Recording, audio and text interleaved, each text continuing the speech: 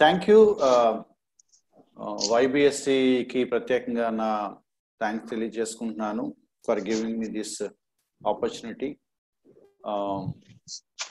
ఒక అంశాన్ని కొంచెం సీరియస్గా, పర్సనల్గా, ఫ్యామిలీస్గా అండ్ మినిస్ట్రీ పరంగా కొంచెం ఆలోచించడానికి దేవుడు మళ్ళీ మనకు ఒక సందర్భాన్ని ఇచ్చినందుకు దేవుడు నేను స్తుతిస్తున్నాను.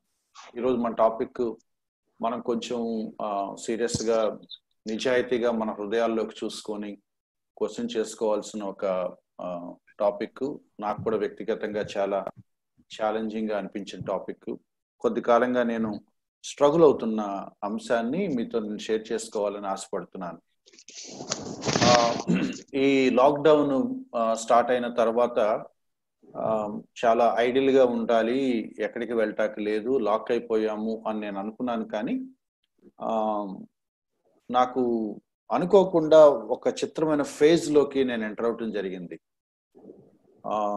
యావరేజ్గా వారానికి రోజుకు ఒక జూమ్ మీటింగ్ చొప్పున మాట్లాడుకుంటే 7 to sometimes 10 మీటింగ్స్ మాట్లాడిన టైం వచ్చి ఒక టైంలో నాకు వచ్చింది. అంటే టూ హెక్టిక్ అయిపోయింది.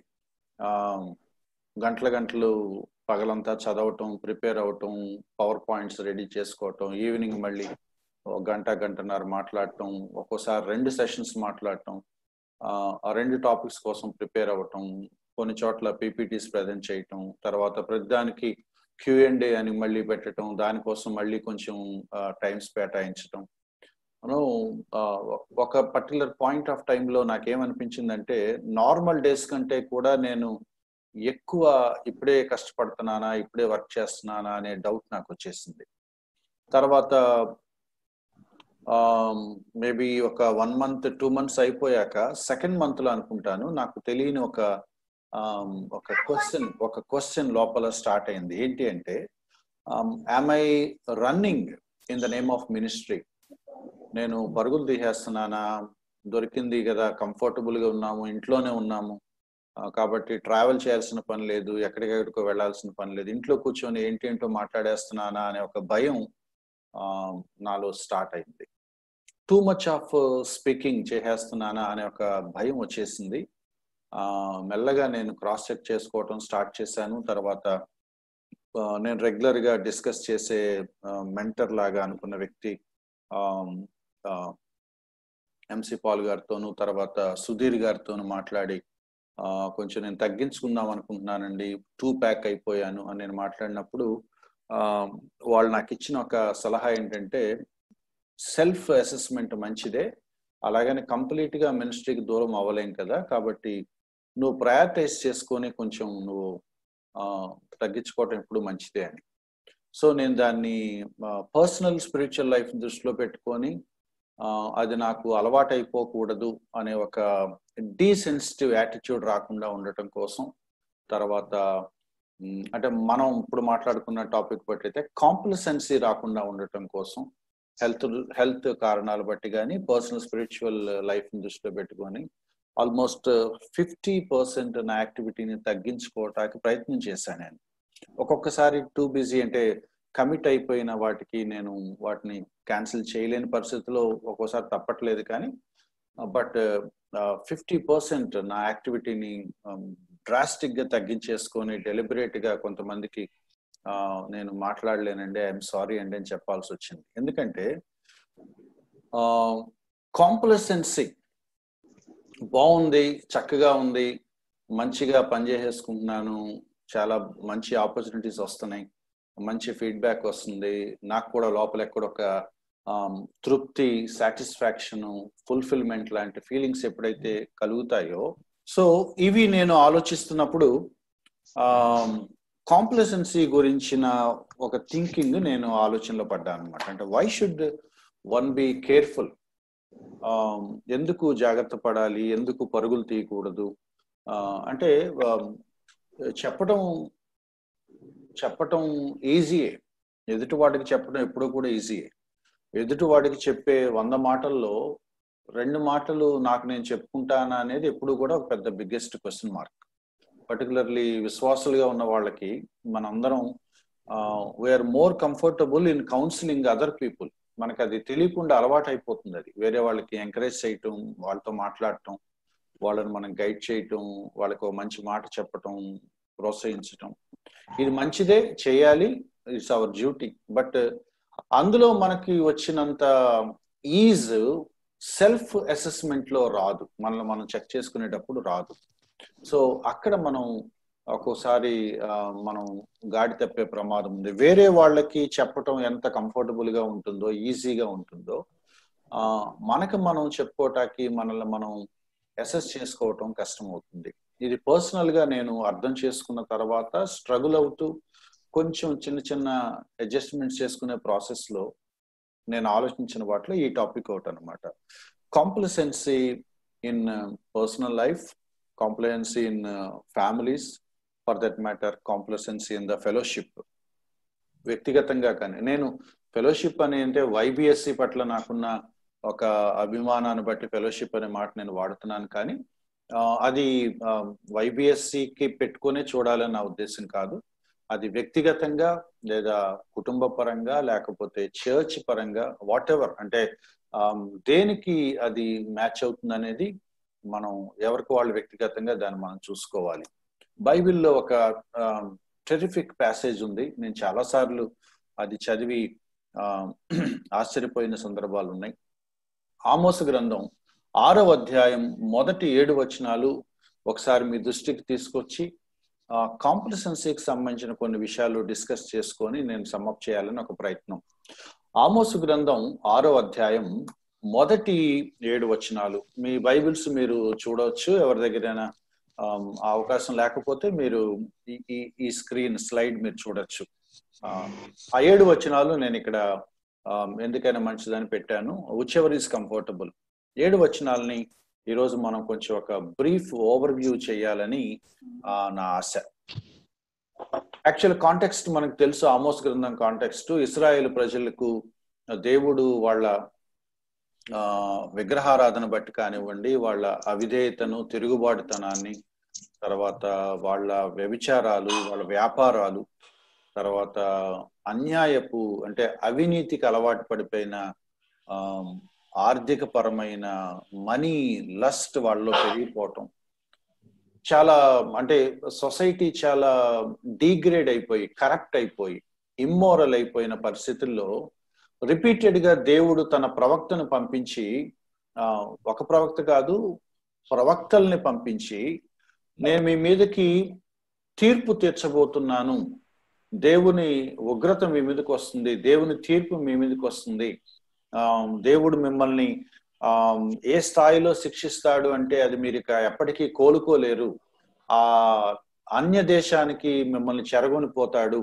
శత్రు రాజులు వచ్చి మిమ్మల్ని ఆక్యుపై చేసుకుంటారు, మీ కుటుంబాలు, మీ పిల్లలు, మీ గోత్రాలు, మీ జాతి యావత్తు బానిసత్వంలో, పరాయి దేశంలో బానిసలుగా బ్రతకాల్సి వస్తుంది, మీ పిల్లలకి ఇండివిజువాలిటీ ఉండదు, మీకు ఆస్తులు ఉండవు, మీకు ఉండటానికి సరైన ఇల్లు గాని తిండి గాని ఉండదు, ఎగ్జైల్కి వెడతారు, బానిసత్వంలోకి ఆ చెరలోనికి కొనిపోబడతారు, మీరు ఇప్పటికైనా మీ పద్ధతులు మార్చుకొని లోబడి సరిచేసుకుంటే నేను మిమ్మల్ని బ్లెస్ చేస్తాను, నా ఉగ్రతను, నా కోపాన్ని వెనక్కి తీసుకుంటాను, లేని ఎడల నా తీర్పుని నేను మీకు పంపిస్తాను అనే అంటే ఈ ఒక్క మాటే మిమ్మల్ని మీరు సరిచేసుకొని మీ మార్గాలు మార్చుకుంటే నేను మీ మీద ఉన్న నా కోపాన్ని వెనక్కి తీసుకుంటాను, లేని ఎడల నా మహా ఉగ్రతని, ప్రచండ కోపాన్ని, నా నా నా నా జడ్జిమెంట్ని మీరు చూడాల్సి వస్తుంది అని ప్రవక్తల గ్రంథాలు కాన్స్టెంట్ గా మనం చదువుతూ ఉంటాం. ఆల్మోస్ట్ అన్ని ప్రవక్తల గ్రంథాల్లో ఉన్న ఒక బేస్ రిపీటెడ్ కామన్ మెసేజ్ ఇదే. ఏ ప్రవక్త వచ్చినా కూడా చెప్తుంది అదే. అంటే ఎంతమంది ఎన్ని జనరేషన్స్ లో వచ్చి చెప్పినా కూడా వాళ్ళు ఎక్కడా కూడా రియలైజ్ అవుతున్నట్టుగా లేరు. ఈ పర్టికులర్ ప్యాసేజీ దేవుడు తీర్పు తీర్చడానికి, తన ఉగ్రతను వాళ్ళ మీద పంపించడానికి రకరకాల కారణాలు మనకు దొరుకుతూ ఉంటాయి. ఒకటి ఫండమెంటల్, మొట్టమొదటి రీజన్ ఏంటంటే ఐడోలేటరీ, విగ్రహారాధన. యెహోవాను విడిచిపెట్టి వాళ్ళు అన్య దేవతల బొమ్మలు చేసుకుంటూ వాటిని ఆరాధిస్తూ అన్ని దేవుళ్ళతో పాటు యెహోవా కూడా ఒక దేవుడు అనే ఒక యాటిట్యూడ్ వాళ్ళలో ఉంది కాబట్టి ఒకటి విగ్రహారాధన, రెండు వ్యభిచారం, వివాహ వ్యవస్థను వాళ్ళు లెక్క చేయకుండా ఇష్టానుసారంగా విచ్చలవిడిగా జీవించటం, వ్యభిచారానికి వాళ్ళు అరులు చాచటం, విపరీతమైన భోగల అలసటకు వాళ్ళు పరుగులు తీయటం రెండవ కారణం.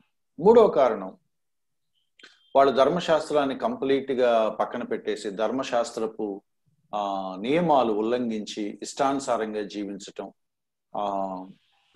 మినిమం ధర్మశాస్త్రాన్ని పాటించకపోవటం, విశ్రాంతి దినాన్ని కానీ లేకపోతే తల్లిదండ్రులు గౌరవించటం కానీ పొరుగువాడి విషయంలో కానీ అబద్ధాలు ఆడటం లేకపోతే హత్యలు చేయటం ఏవి పట్టించుకోవట్లేదు. వాళ్ళకి నచ్చింది వాళ్ళు చేసుకుంటూ వెళ్ళిపోతున్నారు, ఇష్టానుసారంగా జీవిస్తున్నారు. కాబట్టి దేవుడికి వాళ్ళు తిరుగుబాటు చేస్తున్నారు, ధర్మశాస్త్రాన్ని నిర్లక్ష్యం చేస్తున్నారు, అన్య ప్రజల ఆచారాలన్నిటినీ తీసుకొచ్చేసి వాళ్ళ కుటుంబాల్లో పెట్టుకున్నారు. ఇలా రకరకాల కారణాలు మనం చూస్తూ ఉంటాము. కానీ దేవాలయం విషయంలో వాళ్ళకి కన్సర్న్ లేదు, తర్వాత దేవుడి విషయాల్లో కన్సర్న్ లేదు, తమ సొంత విషయాల్లో కూడా కన్సర్న్ లేదు. ఈ కారణాలు బట్టి దేవుడు వాళ్ళని తీర్పు తీరుస్తాడు అని అంటే వాళ్ళు నమ్మట్లేదు. కానీ ఆమోస్ 6వ అధ్యాయంలో పర్సనల్ రీజన్స్ కూడా చెప్తున్నాడు. అంటే దేవుని వెంబడించట్లేదు, దేవుడి యందు విధేయత ప్రదర్శించట్లేదు, లేకపోతే ధర్మశాస్త్రాన్ని నిర్లక్ష్యం చేస్తున్నారు అంటే స్పిరిచువల్ ఆస్పెక్ట్ లోంచి ఎందుకు వీళ్ళు చెరలోనికి వెళ్లాల్సి వస్తుంది, ఎందుకు దేవుడు అంత దారుణంగా తన శిక్షను వాళ్ళ మీద పెడతాడు అనే వాటికి మనకు కనపడే కారణాలన్నీ ఒక ఎత్తు అయితే, ఇప్పుడు మనం చదువుకోబోయే ఈ 6వ అధ్యాయంలో మెన్షన్ చేసిన కారణాలు అసలు వీటిని బట్టి ఉగ్రత వస్తుందా అనేది మనకు ఒక్కోసారి డౌట్ వస్తుంది. అంటే దేవుడు మనుషుల్ని ఎలా పట్టించుకుంటాడు, మనం ఎంత సున్నితంగా అలర్ట్ గా ఉండాలి అనేది కూడా ఈ చాప్టర్ పర్టికులర్లీ ఈ చాప్టర్ 6వ అధ్యాయం మన ముందు పెడుతుంది. ఈ 7 వచనాల్లో నేను చదువుతున్నాను క్లుప్తంగా. సియోనులో నిర్విచారముగా ఉన్న వారికి శ్రమ. వాళ్ళకి ఇవ్వబడిన మొట్టమొదటి మాట నిర్విచారముగా ఉన్నారు. కాంప్లసెన్సీ అంటే యాక్చువల్గా ఒక వర్డ్ ఇదే, నిర్విచారం అంటే అసలు వాళ్ళకి చింత లేదు. నిర్విచారం అంటే ఎక్కడా కూడా కించిత్ బాధ కానీ కన్సర్న్ కానీ స్పృహ కానీ చలనం కానీ లేదనమాట. కాంప్లసెంట్ గా ఉన్నారు, కేర్లెస్ గా ఉన్నారు. కింద లైన్లో కూడా ఉంది అదే, ఇంకొకలాగా రాశారు, నిశ్చింతగా ఉన్నారు. నిర్విచారముగా నిశ్చింతగా ఎందుకున్నారు? తప్పే ఉంది, ఏ చింత లేకుండా హ్యాపీగా ఉంటే తప్పే ఉంది అని అంటే, నిజానికి నిర్విచారంగా నిశ్చింతగా ఉండటం తప్పేం కాదు, మంచి క్వాలిటీ. ప్రశాంతంగా జీవించడం ఎప్పుడు తప్పేం కాదు. కానీ కాంటెక్స్ట్ ఏంటంటే, దేవుడు తన ఉగ్రతను వాళ్ళ మీద చూపిస్తాను, నేను మిమ్మల్ని చెరలోనికి పంపిస్తాను అని చెప్తా ఉంటే, దేవుని ప్రవచనాలు విని ప్రవక్త చెప్పే హెచ్చరికలు విని మనం సరిచేసుకోమంటున్నాడు, మనల్ని మళ్ళీ తిరిగి దారిలోకి రమ్మంటున్నాడు, మనం మారు మనసు పొందకపోతే తన ఉగ్రత మన మీద తీసుకొస్తానంటున్నాడు, లేదా మనల్ని బబులోను లేకపోతే అన్య దేశపు చెరలోనికి పంపిస్తానంటున్నాడు అన్న మెసేజ్ విన్న తర్వాత కూడా చెరలోనికి వెళ్ళటం ఏంటి, దేవుడు మనల్ని శిక్షించడం ఏంటి, దేవుని ప్రజలం కదా, దేవుని ఉగ్రత మన మీదకి రావటం ఏంటి అనే చింత వాళ్ళకి రావట్లేదట. దేవుడు ఉగ్రత మన మీదకు వస్తుంది అన్నప్పుడు చలనం లేదంట వాళ్ళ దగ్గర. అక్కడ రాయబడిన మాటలు, నిర్విచారముగా ఉన్నారు, నిశ్చింతగా నివసిస్తున్నారు, ఆరాంగా బ్రతుకుతున్నారు. God is going to punish you అని అన్నప్పుడు ఎబ్బే అలా ఏమి లేదు అని అంటున్నారట. ఎవరు దీనికి మెయిన్ కారణం అంటే లీడర్స్ అట. మొదటి వచనంలో 3వ లైన్ చదువుతున్నాను. ఇశ్రాయేలు వారికి విచారణకర్తలై జనములలో ముఖ్య జనమునకు పెద్దలైన వారు. చూడండి, అసలు ప్రజలందరిలో స్పెషల్ పీపుల్ ఎవరంటే ఇజ్రాయెల్ ప్రజలు, జనములలో ముఖ్య జనము. వాళ్ళకి లీడర్స్ గా ఉన్న వాళ్ళు ఇంకెంత స్పెషల్ గా, ఇంకెంత రెస్పాన్సిబుల్ గా ఉండాలి. వాళ్ళు నిర్విచారంగా నిశ్చింతగా ఉంటున్నారట. ఇస్రాయేల్ ప్రజలకు వాళ్ళు అడ్మినిస్ట్రేటర్స్, లీడర్స్ గా, ప్రభుత్వాన్ని నాయకులుగా ఉన్నారు. ప్రజలకు కావాల్సిన అడ్మినిస్ట్రేషన్ అంతా వాళ్ళు చూస్తున్నారు. వాళ్ళు చెప్పాలి, అయ్యా మనం దేవుడు మన మీద కోపంగా ఉన్నాడు, మనం జాగ్రత్త పడాలని చెప్పాల్సిన నాయకులు కేర్లెస్ గా ఉన్నారు. నాయకులు కేర్లెస్ గా ఉన్నప్పుడు ప్రజలు కూడా కేర్లెస్ గా ఉంటారు. కాంప్లసెన్సీ లీడర్ దగ్గర కనపడినప్పుడు ప్రజలందరూ కూడా కాంప్లసెంట్ గానే ఉంటారు. కాంప్లసెన్సీ చర్చ్ నాయకుల దగ్గరలో ఉంటే చర్చ్ మొత్తం కాంప్లసెన్సీ ఆక్యుపై చేస్తుంది. దేవుడు వాళ్ళకు కొన్ని హింట్స్ ఇస్తున్నాడు. 2వ వచనం, కల్నేకు పోయి విచారించుడి. కల్నే అనేది పక్కనే ఉన్న ఒక దేశం. అక్కడ నుండి హామాతు అనే మహాపురానికి వెళ్ళండి. మహాపురం అంటేనే మనకు అర్థమైపోతుంది, అది బిగ్గెస్ట్ సిటీ అని. కల్నే అనే ఊరు ఉందట, దాన్ని వెళ్ళి చూడండి. అక్కడ నుంచి హామాత్ అనే బిగ్ సిటీ ఉంది, అక్కడికి వెళ్ళి చూడండి. ఆ తర్వాత అక్కడ నుంచి ఫిలిస్తీన్ల పట్టణమైన గాతుకు వెళ్ళండి, దాన్ని కూడా చూడండి. 3 ఊరిని దేవుడు ఎగ్జాంపుల్ చెప్పాడట, కల్నే, హమాతు, గాతు. అవి ఈ రాజ్యముల కంటే గొప్పవి కదా. ఏ రాజ్యాల కంటే? ఇశ్రాయేలు దక్షిణ రాజ్యం, ఉత్తర రాజ్యం, ఈ 2 రాజ్యాల కంటే గొప్పవి కదా. వాటి సరిహద్దులు మీ సరిహద్దుల కంటే విశాలమైనవి కదా. అంటే ఎలా చూసుకున్నా కూడా ఈ 3 రాజ్యాలు, దక్షిణ ఇశ్రాయేల్ రాజ్యం కానీ, ఉత్తర ఇశ్రాయేల్, యూదా అనుకోండి, లేకపోతే ఇజ్రాయెల్ రాజ్యం, ఈ రెండింటిని, ఈ 2 రాజ్యాల కంటే కూడా ఆ 3 రాజ్యాలు పెద్దవే కదా, మహాపురాలు కదా, వాటి సరిహద్దులు విశాలమైనవి కదా. అవే పతనం అయిపోయినప్పుడు, అవే నాశనం అయిపోయినప్పుడు, కొంతమంది బైబిల్ పండితులు ఏమంటారంటే, దేవుడు వాటి మీద తన ప్రతాపాన్ని చూపించాడు, వాటికి తన శిక్ష విధించాడు, అవి ఒకేసారిగా నాశనం అయిపోయాయి, దెబ్బతిన్నాయి అని. ఎగ్జాంపుల్కి దేవుడు చెప్తున్నాడు, ఆ 3 ఊర్లు చూడండి, ఎంత పెద్ద సిటీస్, ఎంత పెద్ద రాజ్యాలు. ఆ 3టికి ఏం జరిగిందో, ఏం సంభవించిందో వాటిని చూడండి. వాటి మీదకి నేను యాక్షన్ తీసుకోగలిగినప్పుడు మీ మీదకి నేను ఎందుకు యాక్షన్ తీసుకోను? హ్యూమన్ టెండెన్సీ చూడండి. దేవుడు తీర్పు తీరుస్తానని ఇశ్రాయేల్ ప్రజలకు వార్నింగ్ ఇస్తా ఉంటే, దేవుడు తీర్పుని ఎదుర్కొంటామని ఏ మనిషి అయినా అనుకుంటాడా? ఏం పర్వాలేదు, మన దేశం పెద్దది, మన సరిహద్దులు చాలా విశాలంగా ఉన్నాయి, కాబట్టి యెహోవా ఇచ్చే ఉగ్రతను మనం తట్టుకోగలము అని ఏ రాజ్యమైనా అనుకుంటుందా? అంటే ఏ బేసిస్ మీద వాళ్ళకి ధైర్యం వచ్చిందంటే మనకు అర్థం కావట్లేదు. ఎంత మూర్ఖత్వంలో ఇశ్రాయేల్ ప్రజలు ఉన్నారో మనకు అర్థం అవుతుంది. 3వ వచనం, ఉపద్రవ దినం అంటే యెహోవా ఉగ్రత పంపించే దినము, ఆ ప్రతీకార దినము, ఆ జడ్జిమెంట్ డే బహు దూరమున ఉన్నదని అనుకొని వాళ్ళు ఏమనుకుంటారంటే, యెహోవా తన తీర్పును పంపిస్తానని అంటున్నాడు కానీ ఇప్పట్లో రాదు అని అనుకుంటారట వాళ్ళు. ఇప్పట్లో రాదు అని అనుకొని ఏం చేస్తారంటే అడ్మినిస్ట్రేషన్ చేస్తున్నారట, పరిపాలన చేస్తున్నారట. ఎలా చేస్తున్నారు?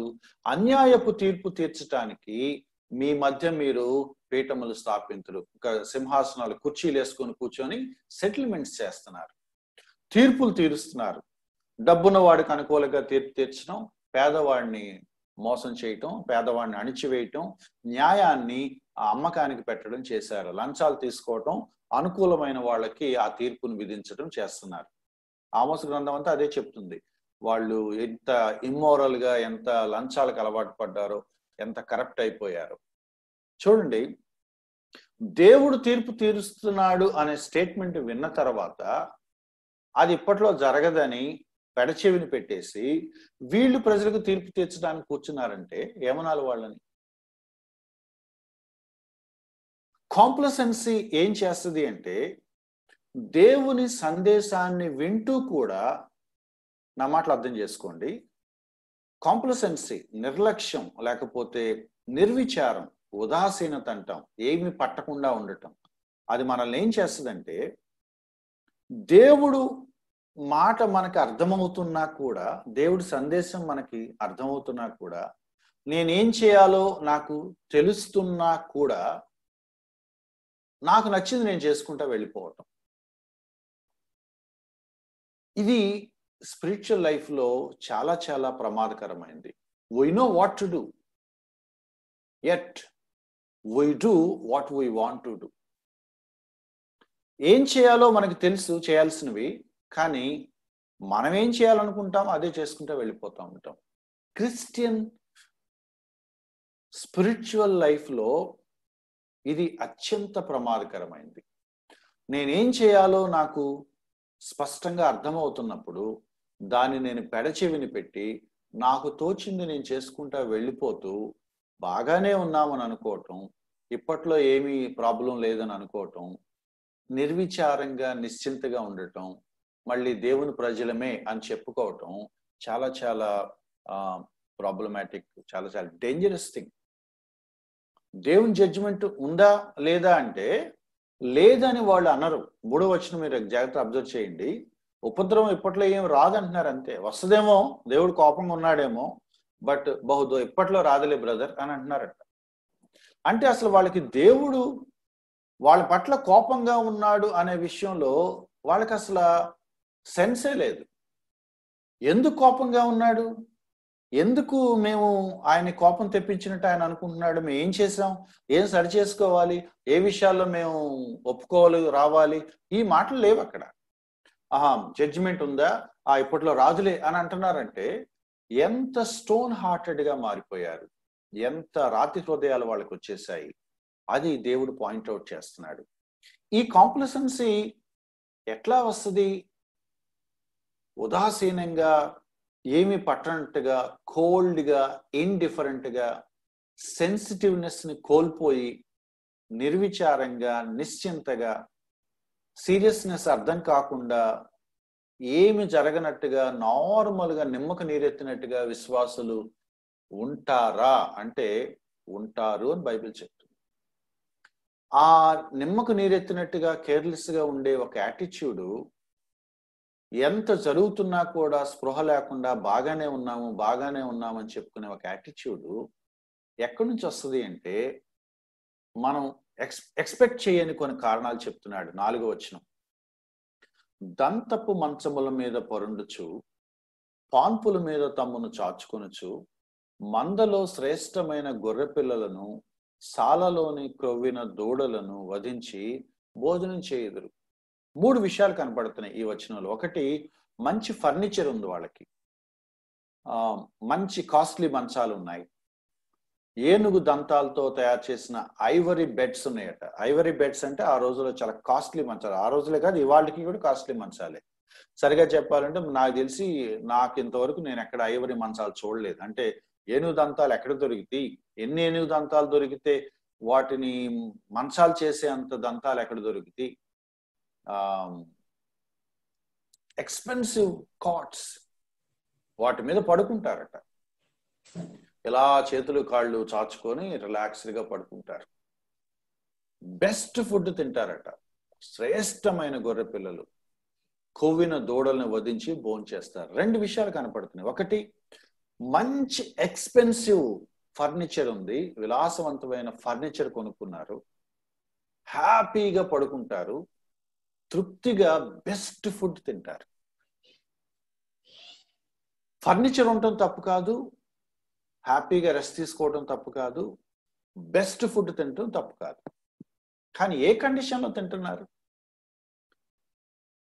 ఏ పని చేయాలో దేవుడు చెప్తున్నప్పుడు, దేవుడు అరే మీ మీద నాకు విపరీతమైన కోపంగా ఉంది, నా ఉగ్రతను చూపిస్తున్నాను, నా ప్రవక్తను పంపించి రిపీటెడ్గా మిమ్మల్ని హెచ్చరిస్తున్నాను, very soon I am going to punish you అని దేవుడు చెప్తున్నప్పుడు, ఆ జడ్జిమెంట్ విని సరిచేసుకోకుండా అరే మనం రెస్పాండ్ అవ్వకపోతే ఎట్లా, రెస్పాండ్ అవ్వకపోతే మనం చెరలోనికి వెళ్ళిపోతాం, ఇక ఎప్పటికీ రాము, తరాలు తరాలు బానిసత్వంలోకి వెళ్ళిపోతాం, ఐగుప్తులోంచి వచ్చాము మళ్ళీ అక్కడికి వెళ్ళకూడదు అనే స్పృహ కోల్పోయారు. ఆమోస్ గ్రంథంలోని ఒక మాట ఉంది, సింహం గర్జిస్తే, ఆ సింహం గాండ్రిస్తే ఆ గర్జన వింటే ఎవరికైనా ముందు భయం వేస్తుంది. ఎందుకంటే దాని సౌండే ఒళ్ళు గగురు పొడుస్తుంది. నేను ఈ గదిలో ఉన్నాను, ఉండి నా పక్క గదిలో నుంచి తలుపుల దగ్గర నుంచి గట్టిగా సింహం అరుపు వినపడింది అనుకోండి, నేను వణికిపోతాను. ఏంటి ఆ సౌండ్, అమ్మో సింహం అని అంటాను. కానీ యెహోవా స్వరం వినపడితే భయపడేవాడు లేడట. ఆమోస్ అన్నాడు, సింహం గర్జిస్తే ప్రజలు భయపడతారు కదా, మరి దేవుడు మాట్లాడితే రెస్పాన్స్ ఎవరేంటి? ఎటువంటి హృదయాలు మనసుకు వచ్చేసాయి? నా తీర్పును మీ మీద పంపిస్తానరా అంటుంటే, మంచాల మీద ఈ మాట వాడుతున్నందుకు క్షమించండి, తమ్మును తాము చాచుకొనుచు అంటే ఇలా చేతులు కాళ్ళు ఆరేసుకొని ఇలా పడుకోవటం. దేవుడు శిక్షిస్తాడు అంటే నిశ్చింతగా పడుకునేవాడు ఉంటాడా? దేవుడు శిక్షిస్తాడు అంటే కేర్లెస్ గా ఉండేవాడు ఉంటాడా? దేవుడు ఉగ్రత నీ మీదకి రాబోతుంది అంటే మటన్ బిర్యానీ వండుకునేవాడు ఎవడైనా ఉంటాడా? ఉన్నారట అక్కడ. దేవుడు నీకు సూటిగా ఏదో చెప్తున్నాడు. దేవుడు నీకు ఒకటే విషయాన్ని రిపీటెడ్ గా చెప్తున్నాడు. చాలా కాలంగా దేవుడు నీకేదో నువ్వు చేయాల్సిన పని నీకు మెన్షన్ చేస్తున్నాడు. నువ్వు నీ పనులు నువ్వు చేసుకుంటూ వెళ్ళిపోతా ఉంటే ఏమనాలి? దాన్ని కాంప్లసెన్సీ అనాలి. ఒకటి, వాళ్ళ పర్సనల్ లైఫ్స్ కంఫర్టబుల్ గా బ్రతుకుతున్నారు, వాళ్ళకి కావాల్సినవన్నీ ఉన్నాయి, కంఫర్టబుల్ జీవితాలు, మంచి ఇళ్ళు ఉన్నాయి, మంచి మంచాలు ఉన్నాయి, మంచి ఫుడ్ తింటున్నారు, మంచి బట్టలు వేసుకుంటున్నారు, హ్యాపీగా డీసెంట్ గా ఉంటున్నారు. మరి దేవుడి సంగతి ఏంటి అంటే మాట్లాడలేదు. 5వ వచనం, భక్తి ఉందట. దావీదులాగా ఒక ఇన్స్ట్రుమెంట్ తీసుకుంటారట, ఇన్స్ట్రుమెంట్స్ ప్లే చేస్తారు, పాటలు పాడతారు, స్వరమండలం క్వైర్ బ్యాచ్ తయారవుతారట. కానీ పిచ్చి పాటలు పాడతారట. They appear religious but they are not religious. మేము కూడా స్పిరిచువల్ గానే ఉన్నాము, మేము కూడా భక్తిగానే ఉన్నాము, మేము కూడా విశ్వాసుల్లాగానే కనపడుతున్నాం, కానీ కంటెంట్ వేరు. దావీదులాగా కనపడతారు, దావీదులాగా ఇన్స్ట్రుమెంట్ పట్టుకుంటారు, దావీదులాగా వాయిద్యాలు వాయిస్తారు, దావీదులాగా ఒక క్వైర్ టీం తయారు చేస్తారు, ప్రాక్టీస్ చేస్తారు, కానీ పిచ్చి పాటలు పాడుతూ ఉంటారట. దేవుడిచ్చిన రిసోర్సెస్, దేవుడిచ్చిన టాలెంట్స్, దేవుడిచ్చిన వనరులు, దేవుడిచ్చిన సామర్థ్యాలు అన్నీ ఉంటాయి. చూడగానే ఒక మంచి క్రిస్టియన్ లాగా కనపడతాము, కానీ వాటన్నిటిని దేనికోసం వాడుతున్నామంటే for not God. For not God. Spiritual గా కనపడతారు, దేవుడిచ్చిన వాటన్నిటిని చూపించుకుంటారు, కానీ అవి దేవుడికి ఉపయోగపడవు. 6వ వచనం, పాత్రల్లో ద్రాక్షారసం పోసి పానం చేస్తారు, పరిమళ తైలాలు పూసుకుంటారు. అంటే మంచి ఫుడ్ తింటారు, మంచి డ్రింక్ తాగుతారు, సెలబ్రేట్ చేసుకొని ఏవేవో పిచ్చిపాటలు పాడుతూ ఫెస్టివల్ లాగా సెలబ్రేట్ చేసుకుంటా ఉంటారు, మంచి డ్రెస్లు వేసుకుంటారు, పరిమళ తైలం పూసుకుంటారు, సెంట్స్ డియోడ్రెంట్స్ కొట్టుకుంటారు, చాలా హైఫైగా డీసెంట్ గా ఉంటారు. కానీ యోసేపు సంతతి వారికి కలిగిన ఉపద్రవం గురించి చింతపడరు. అది we are at risk, we are in danger. ప్రమాదానికి అంచునున్నాం. ఏ క్షణాన్ని దేవుడు మెడ మీద చేయి పెట్టి తోసుకొని చెరలోని తీసుకువెళ్ళిపోతాడో తెలియదు. ఇర్మియా ఎన్నిసార్లు వాళ్ళు వెంటబడి చెప్పాడో, యెషయా ఎన్నిసార్లు వాళ్ళు వెంటబడి చెప్తున్నాడు, మలాకి ఎన్నిసార్లు చెప్పాడు, ఓబద్య ఎన్నిసార్లు చెప్పాడు. ఏ ప్రవక్తనైనా చూడండి, రిపీటెడ్ గా వెంటబడి చెప్తా ఉంటాయి. క్లాసిక్ కేసు ఎవరంటే యోనా, నీనెవే పట్టణస్థులు. వెళ్ళి వాళ్ళు ఎవరో తెలియదు, అన్యులు, యెహోవా గురించి ఏమీ తెలియదు. యోనా వెళ్ళి అన్నాడంట, అయ్యా దేవుడు మీ మీద కోపంగా ఉన్నాడు అంటే, ఆ దేవుడు మా మీద కోపంగా ఉండటం ఏంటి అని వాళ్ళు అనలేదట. నీనెవైట్స్ విషయంలో ఎవరు ఎక్స్పెక్ట్ చేయని రెస్పాన్స్ నేనేవో వాళ్ళు చూపించారట. వాళ్ళు ఉపవాసం ఉండి పశ్చాత్తాపడి మమ్మల్ని క్షమించమని దేవుని వేడుకున్నారు. ధర్మశాస్త్రం ఉండి, వాగ్దానాలు తెలిసి, దేవుని కార్యాలు తెలిసి, దేవుని చేత ఏర్పరచబడిన ప్రజలు నినేవే ప్రజల కంటే దారుణంగా బిహేవ్ చేయటం చాలా ఆశ్చర్యాన్ని కలిగిస్తుంది.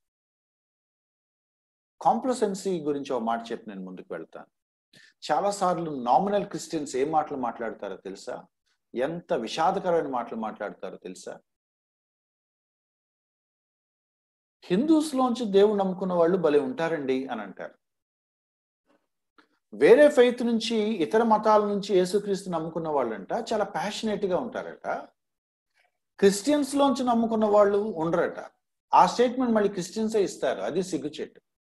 నిజంగా వాళ్ళు భలే ఉంటారండి. వేరే మతం నుంచి వచ్చారు కదా, నిజదేవుని తెలుసుకున్నాక చాలా ప్యాషనేట్ గా ఉంటారు. మరి నువ్వు నిజదేవుని తెలుసుకున్నవాడు ఎవడైతే ఏమైంది? అందరూ ప్యాషనేట్ గా ఉండాలిగా. నామినల్ క్రిస్టియన్ బ్యాక్గ్రౌండ్ నుంచి వచ్చిన వాడు కాంప్లసెంట్ గా ఉండటానికి పర్మిషన్ ఉందా? దేవుడు ఒక వార్నింగ్ ఇస్తే ఎవరు భయపడాలి? అందరూ భయపడాలిగా. దేవుడు ఒక హెచ్చరిక చేసినప్పుడు అందరూ తలంచాలి కదా. దేవుడు క్షమాపణ ఇస్తానన్నప్పుడు క్షమించు ప్రభా అని అందరూ అడగాలి కదా. 7వ వచనం ఎంత భయంకరంగా ఉందో చూడండి. 6-7 యోసేపు సంతతి వారికి కలిగిన ఉపద్రవం. ఆల్రెడీ ఇజ్రాయెల్ ప్రజలు సఫర్ అవుతున్నారట. వాళ్ళకి ఆల్రెడీ నష్టపోతున్నారు. బ్యాక్గ్రౌండ్ ఏంటంటే యుద్ధాల్లో అన్ని పోగా మిగిలింది ఏదైతే ఉంటుందో అప్పుడప్పుడే కోలుకొని స్పాయిల్ అంటాం, అంటే దోపుడు సొమ్ము అంటాం చూసారు. అవి డబ్బును వాళ్ళు పంచుకుని తినేస్తున్నారట. పూర్ పీపుల్కి లేదు.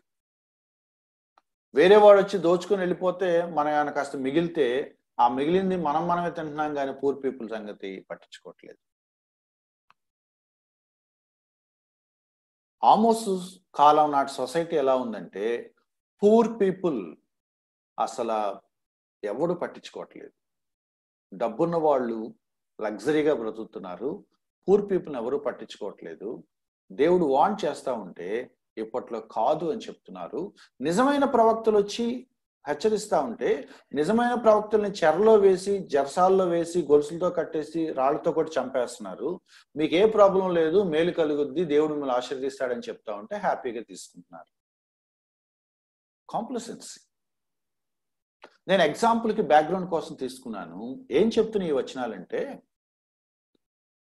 దేవుడు నాకు పర్సనల్ గా నన్ను ఏం చేయమంటున్నాడో నాకు తెలిసి కూడా రిపీటెడ్గా నాకు ఆ వాక్యం వినపడుతున్నా కూడా నేను చేయాల్సిన పరిచర్య, నేను టేకప్ చేయాల్సిన రెస్పాన్సిబిలిటీ, నేను పట్టించుకోవాల్సిన వ్యక్తులు, నేను సరి చేసుకోవాల్సిన విషయాలు, నేను రెక్టిఫై చేసుకోవాల్సిన లోపాలు, అవి నా పర్సనల్ కానివ్వండి, నా కుటుంబానికి సంబంధించినవి కానివ్వండి, నా ఫెలోషిప్కి సంబంధించినవి కానివ్వండి, for that matter church or ministry, ఇవి నాకు దేవుడు రిపీటెడ్గా చెప్తున్నా కూడా నేను వాటిని పట్టించుకోకుండా నేను బాగున్నాను, నేను సుఖంగా బ్రతికేస్తున్నాను, ఈ రోజు గడిచిపోయింది, మంచి ఫుడ్ తిన్నాము, మంచి బట్టలు వేసుకుంటున్నాము, కంఫర్టబుల్గా లగ్జరీస్గా బ్రతికేస్తున్నాను, థ్యాంక్ గాడ్ అనుకుంటాం. డేంజర్. 7వ వచనం చూడండి ఎంత హారిబుల్గా ఉందో. కాబట్టి ఎవరితో చెప్తున్నాడు ఈ మాట? మొదటి వచనంలో చెప్పాడు, నిర్విచారంగా ఉన్నవాళ్ళు, నిశ్చింతగా ఉన్నవాళ్ళు, విచారణకర్తలయ్యి పెద్దలైన వాళ్ళు, పేద ప్రజలను పట్టించుకోకుండా కేర్లెస్ గా ఉన్నవాళ్ళు, రిలాక్స్డ్ గా బతుకుతున్న వాళ్ళకి చెప్తున్న మాట. కాబట్టి చెరలోనికి ముందుగా పోవు వారితో కూడా మీరు చెరలోకి పోదురు.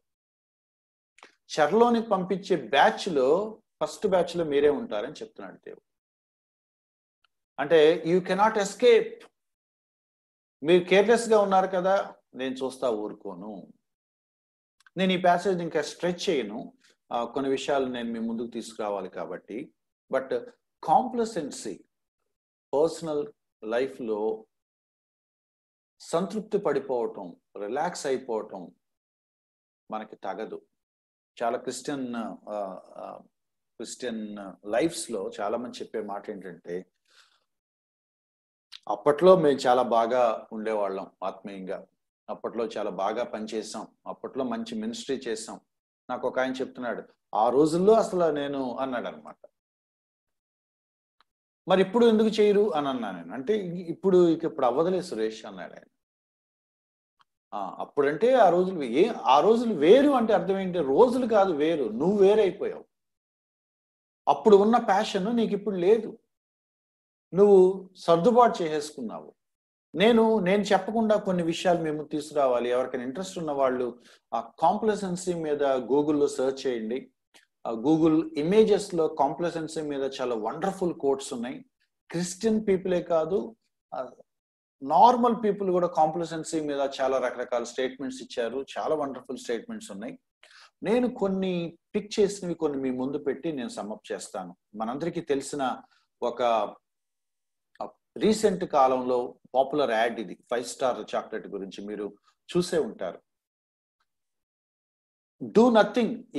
ఈ అడ్వర్టైజ్మెంట్ పేరు డూ నథింగ్. ఈ అడ్వర్టైజ్మెంట్ మీ అందరూ చూసారు అనుకుంటున్నాను. నేను ఒకసారి మీకు గుర్తు చేస్తాను. ఈ లెఫ్ట్ సైడ్ ఒక మామగారు ఒక చోట కూర్చొని ఉన్నారు. ఆ కరెక్ట్ గా డోర్ ఎదురు గనక మీరు చూస్తే ఆమె హ్యాండ్ స్టిక్ చేయి జారి పడిపోయింది. వాడు ఆ చివరి పిల్లర్ కానుకొని 5 స్టార్ చాక్లెట్ నవ్వులుతా ఉంటాడు. ఆమె ఓల్డ్ ఆమె కాబట్టి లేచి తీసుకోలేక, బాబు కొంచెం ఆ స్టిక్ అందిస్తావా అని అడుగుద్ది అనమాట. వాడు విన్నా కూడా విననట్టుగా నవ్వులుతా ఉంటాడు పట్టనట్టుగా. కొద్దిసేపటికి పైనుంచి ఏదో పెద్ద వస్తువు, ఒక మంచం లాంటిదో ఏదో టేబుల్ లాంటిదో జారి వాడు హెల్ప్ చేయట్లేదు కాబట్టి ఈ ముసలామె లేచి మూలుగుతా నడవలేక నడుస్తా వెళ్ళి ఆ స్టిక్ తీసుకుంటుంది. ఆ స్టిక్ తీసుకోటాక ఆ ముసలాం ముందుకు వెళ్ళే టైంకి పైనుంచి ఒక మంచం టేబుల్ ఒక పెద్ద ఒక వస్తువు కరెక్ట్ ఆమె కూర్చున్న ప్లేస్ లో పడుతుంది అనమాట. అంటే లక్కీగా ముసలామ బ్రతికింది. అంటే ఆ ముసలాం ఉద్దేశం ఏంటంటే, నువ్వు నాకు ఆ స్టిక్ ఇచ్చి ఉంటే నేను చనిపోయేదాన్ని, నువ్వు నాకు ఆ స్టిక్ ఇవ్వకపోవటం వల్ల నేనే లేచి ముందు తీసుకోవాల్సి వచ్చింది కాబట్టి నేను సేవ్ అయ్యాను. ఏ పని చేయకుండా కూడా నువ్వు నాకు సహాయం చేసినందుకు థ్యాంక్స్ బాబు అని అంటది అనమాట. వినటానికి ఒక ట్విస్ట్ లాగా ఉంటది కానీ అదొక పనికి మాలిన అడ్వర్టైజ్మెంట్ అనమాట. ఏం నేర్పిస్తున్నాడు ఈ 5 స్టార్ వాడు? ఒక ఓల్డ్ ఉమెన్ హెల్ప్లెస్ కండిషన్ లో ఉంటే పని చేయకుండా, రెస్పాండ్ అవ్వకుండా, హెల్ప్ చేయకుండా 5 స్టార్ నవ్వులుకుంటూ కూర్చుంటే మేలు జరుగుద్ది అని చెప్తున్నాడు.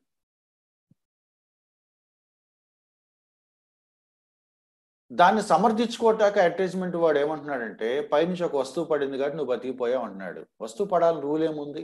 ఎందుకు పడుద్ది వస్తువు? సరే వస్తువు పడకపోతే పట్టకుండా ఉండటం, సెన్సిటివ్నెస్ కోల్పోవటం, రెస్పాండ్ అవ్వకుండా ఉండటం, కేర్లెస్గా ఉండటం, ఇంగ్లీష్లో కోల్డ్, ఇండిఫరెంట్ అంటారు. అంటే ఉదాసీనంగా అసలు ఏమి పట్టనట్టుగా ఉంటాం. ఎదుటివాడు చేస్తా ఉంటే చూస్తూ ఉంటాడు, నవ్వులుతా చూస్తూ ఉంటాడు. Do nothing. మనకెందుకు బ్రదర్ అనుకునే యాటిట్యూడ్. చాలాసార్లు అబద్ధ బోధల్ని ఎప్పుడైనా క్రిటిసైజ్ చేస్తూ ఉంటే, మనకెందుకు బ్రదర్, దేవుడు చూసుకుంటాడు.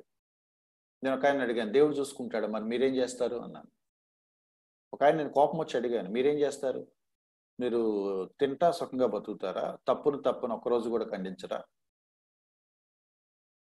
మనకెందుకు బ్రదర్, దేవుడు చూసుకుంటాడు.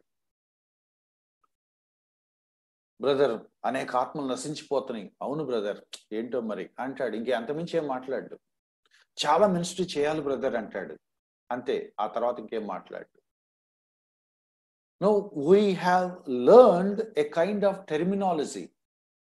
ఒక క్రిస్టియన్ టెర్మినాలజీ మనం నేర్చేసుకున్నాము. మినిస్ట్రీకి సంబంధించి, ఫెలోషిప్కి సంబంధించి, స్పిరిచువల్ లైఫ్కి సంబంధించి ఒక క్రిస్టియన్ జార్గన్ మనం నేర్చుకున్నాము. ఆ జార్గన్ మాట్లాడేస్తున్నాం. ఆ జార్గన్ మాట్లాడేస్తా స్పిరిచువల్ అనే ఒక ఇంప్రెషన్ ఎదుటి వాళ్ళకి మనం క్రియేట్ చేస్తున్నాము. ట్రాజడీ ఏంటో తెలుసా? ఆ టెర్మినాలజీ దాటికి మనం ఏం పనులు చేయటం లేదు. అది ట్రాజడీ. మాటలు చెప్తున్నాం అంతే. నాకు అక్కడక్కడ నేను సర్చ్ చేసినవి నాకు దొరికినాయి కొన్ని. రైట్ సైడ్ టాప్ లో మీరు చూస్తే, you become complacent the minute you think you are not. నేనేం అలా లేను అని నువ్వు అనుకున్న మరుక్షణమే నువ్వు అలా అవుతావు అనమాట. చాలా డేంజర్ అట అది. ఒక ర్యాట్స్ ని పట్టే ఒక ట్రాప్ లాగా ఉంటుంది అట అది. ఏమి లేదు అని నువ్వు అనుకుంటావు, దాన్ని ముట్టుకుంటే చాలు ఇరుక్కుపోతావు.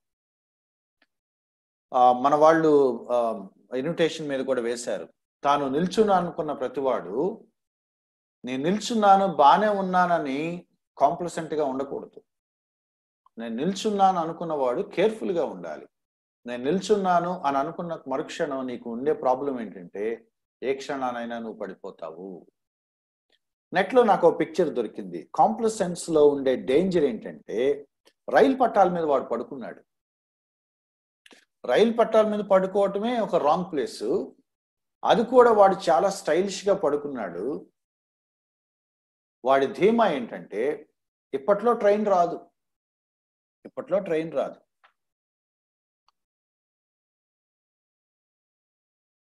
దానికి వాడు చెప్పే వివరాలు లేకపోతే సమర్థించుకునే అంశాలు ఏంటంటే, 5ంటికి ఎప్పుడో ట్రైన్ వస్తుంది, ఇప్పుడు 3 అయింది, డ్యామ్ షూర్ 2 గంటల్లో ట్రైన్ రాదు. అది అనమాట. సో మనకున్న పరిజ్ఞానాన్ని బట్టి, మనకున్న అసెస్మెంట్స్ని బట్టి, మనకున్న అనాలిసిస్ ఎవాల్యుయేషన్ బట్టి, మనకున్న అనుభవాన్ని బట్టి మనకి కాంప్లసెన్సీ వచ్చేస్తుంది. కేర్లెస్నెస్. ఇంకెవరైనా లాజిక్ మాట్లాడి తప్పేముంది, 5 వరకు ట్రైన్ రాదు కదా, పట్టాల మీద పడుకుంటాం తప్ప అంటే, ఇక నా దగ్గర ఆన్సర్ లేదు. పట్టాల మీద పడుకోవటం తప్ప రైటే కాదు. That is not the place to sleep. Relax అవ్వటానికి అది కాదు ప్లేస్. సో డేంజర్ ఉంది అందులో, కేర్లెస్నెస్ ఉంది. ఇప్పట్లో ప్రాబ్లం లేదు అనుకునే ఒక నిర్లక్ష్య వైఖరి ఉంది. నా ఆత్మీయ జీవితం సేఫ్ అని నేను అంటాకి లేదు. నా సాల్వేషన్ సేఫ్ నేను కాదని అంటలేదు. బట్ నా స్పిరిచువల్ లైఫ్ ఏ రోజుకి ఆ రోజు నేను నా ప్రవర్తనని, నా క్యారెక్టర్ని, నా హృదయాన్ని, నా అంతరంగాన్ని నేను కాపాడుకోవాలి, క్లీన్గా ఉంచుకోవాలి. ఏం పర్వాలేదని ఎలా అనుకుంటాం? ఏం పర్వాలేదని అనుకునేవాడు దేవుడి మెసేజ్ని సీరియస్గా తీసుకోవట్లేదు. దేవుడు వార్న్ చేస్తున్నాడు, మెలకువ కలిగి ఉండండి, భయముతో వణకుతో ఉండండి. ఎవరిని మృంగుదునా అనే అపవాది గర్జించు సింహంలాగా ఎదురు చూస్తున్నాడు అన్నప్పుడు అది సీరియస్నెస్ రాదా మనకి? అపోస్తలుడైన పౌలు లాంటి వాడే నా కోసం ప్రార్థన చేయండి అని ఉత్తరాలు రాసినప్పుడు మనం ఎంత? నేను భయపడకుండా ధైర్యంగా స్వార్థ ప్రకటించాలని నా కోసం ప్రార్థన చేయండి అన్నాడు. అంటే ఏంటి?